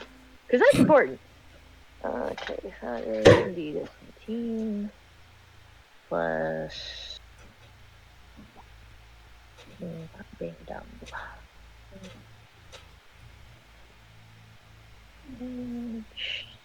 It's an investigation, so 19. 19. Pretty good. Okay.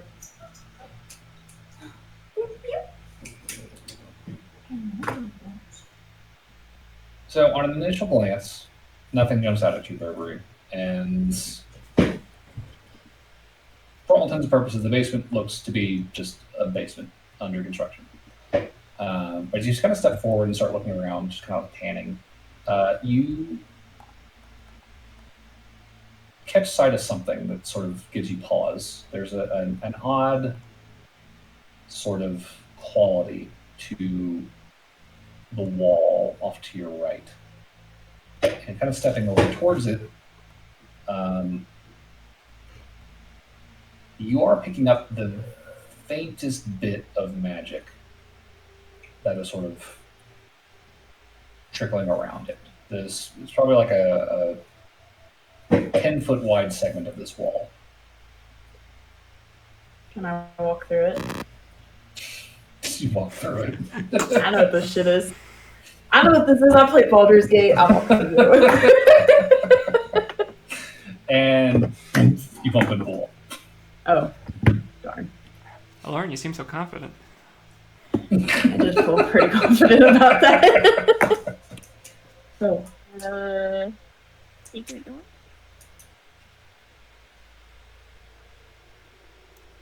Potentially.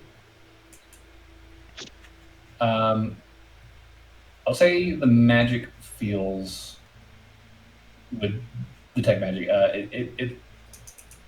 It feels like abjuration magic,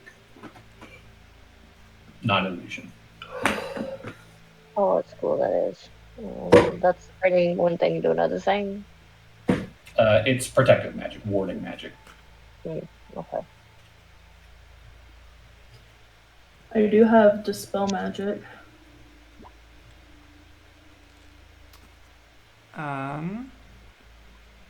Anything else in the room that's like? Can we kind of look around real quick and just get a lay of the land, see what else is in Yep. I guess give me another perception check or investigation. If you allow perception, that's a 25. 25. I mean, lots of small tools, lots of wood and fastening implements. Nothing like near the Some- wall that gives any indication of what this might be, or what, or also like alternate ways past it, stuff like that. I'll say with a perception, you can see that there is a like a strange kind of pooling of dust and debris kind of at the base of the wall at this segment that you don't see around the rest of the room. It's very trace. There's not a lot of it, but there is kind of like a weird kind of like dust trail. It looks like almost. Is there a Kind of keyhole? set in the wall. Do what? Is there a keyhole? Give me a perception check. Trail of dust.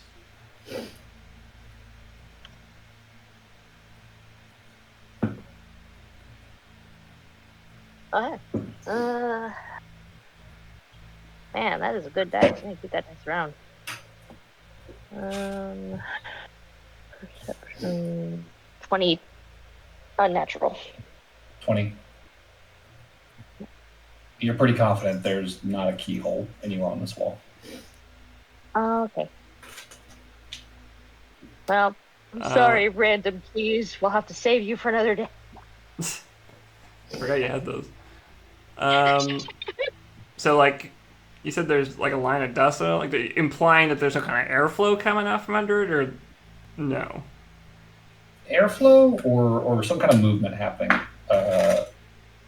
along this wall. Thank you. If anything, it looks like the wall might extend outward, maybe somehow from this spot, like protrude forward. Okay. It looks like almost like scuffing, I guess, is the best way to describe it.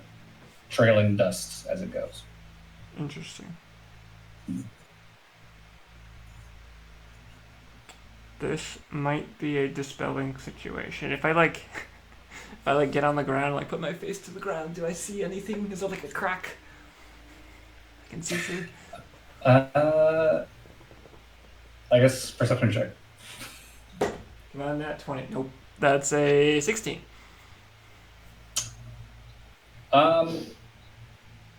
I mean, there's like the minuscule millimeter wide little crack between the brick and the floor.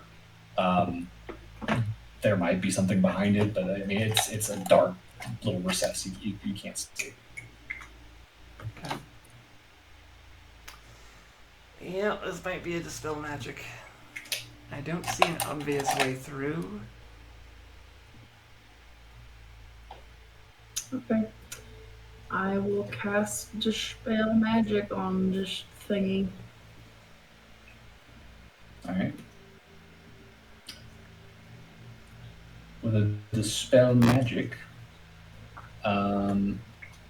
you release this bundle of disruptive magic, and you can feel it just sort of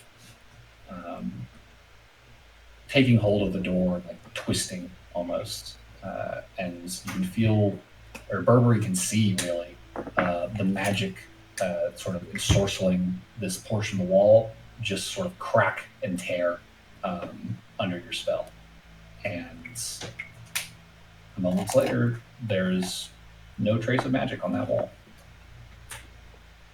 And you hear this very low grinding of stone on stone.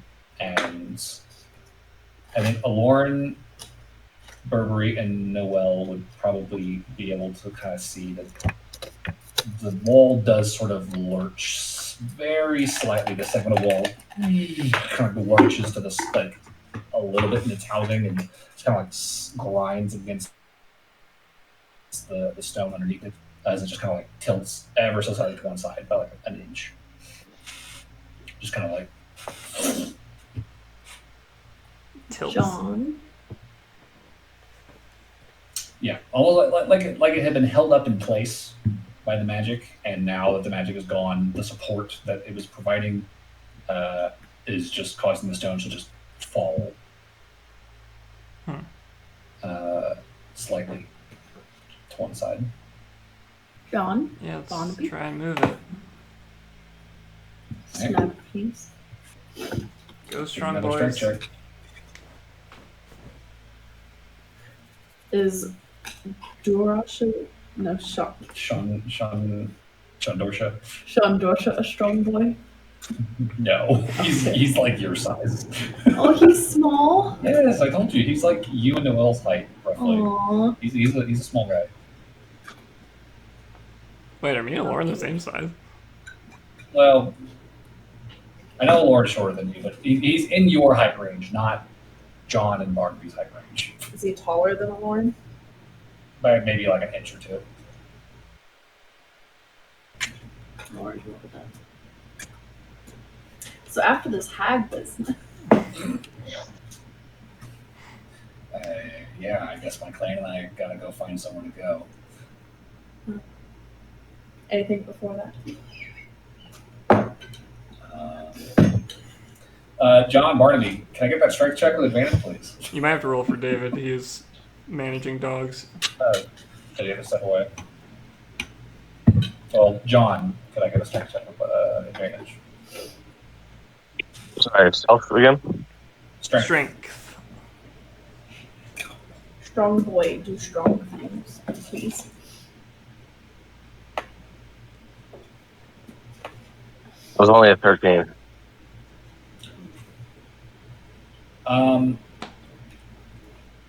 I think you're struggling to get a good handhold on this one just because this is like a large segment of stone. Pulling on it, you can feel movement, but it's definitely a very large mechanism. And a 13 is not enough to pull this thing all the way out. Perfect, Barnaby. Time for you to try to move this door. Well, Move a door, please. find out John, isn't he the stronger one? He failed, so it all rests on you John's now. got big meaty hands and can't get him around the thing to grip him. We need your nimble If feet. you don't do this, our whole mission fails. All right.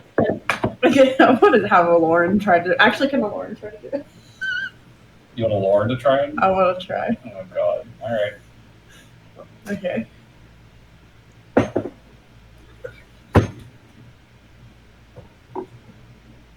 It's an unnatural 20. Okay. Come on!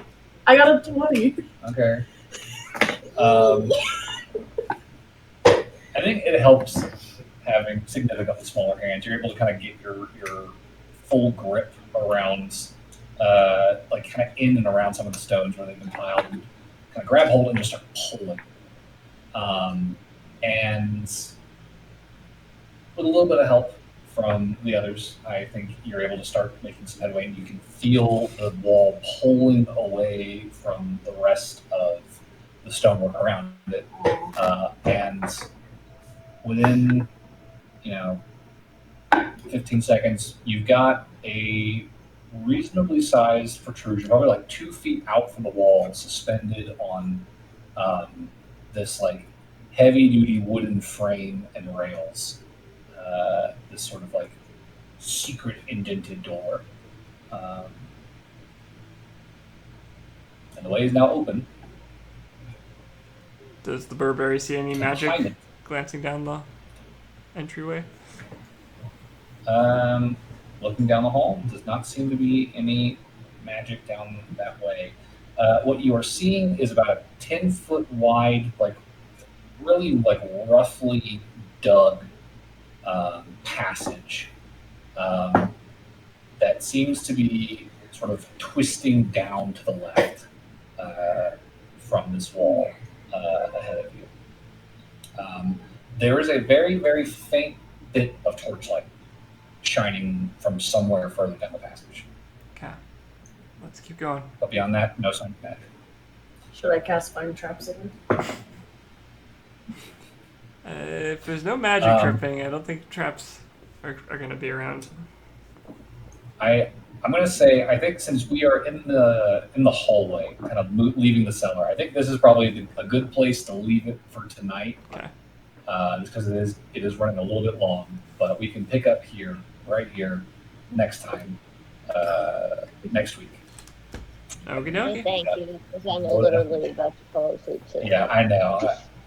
This is running a little long. I apologize. I think the only thing we got to do really is just get an MVP vote in. Anyone's got any nominees?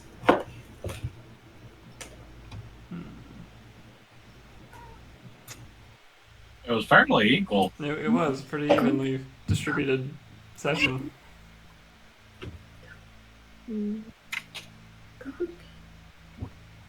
I'll vote Cat for staying awake. Burberry, I guess.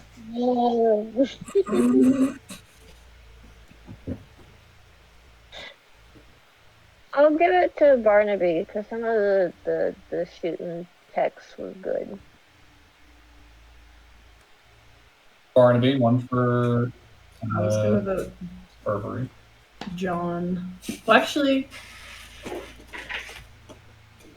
I'll do one for Noel for the daylight spear idea. That was a good idea too. I'll give mine to Burberry because she beat me because I wasn't able to stay awake. Okay. All right, Burberry. Burberry gets an MVP, and everyone gets their RP point. All right. Good game, guys. We'll pick up here next time, and we'll be on our way.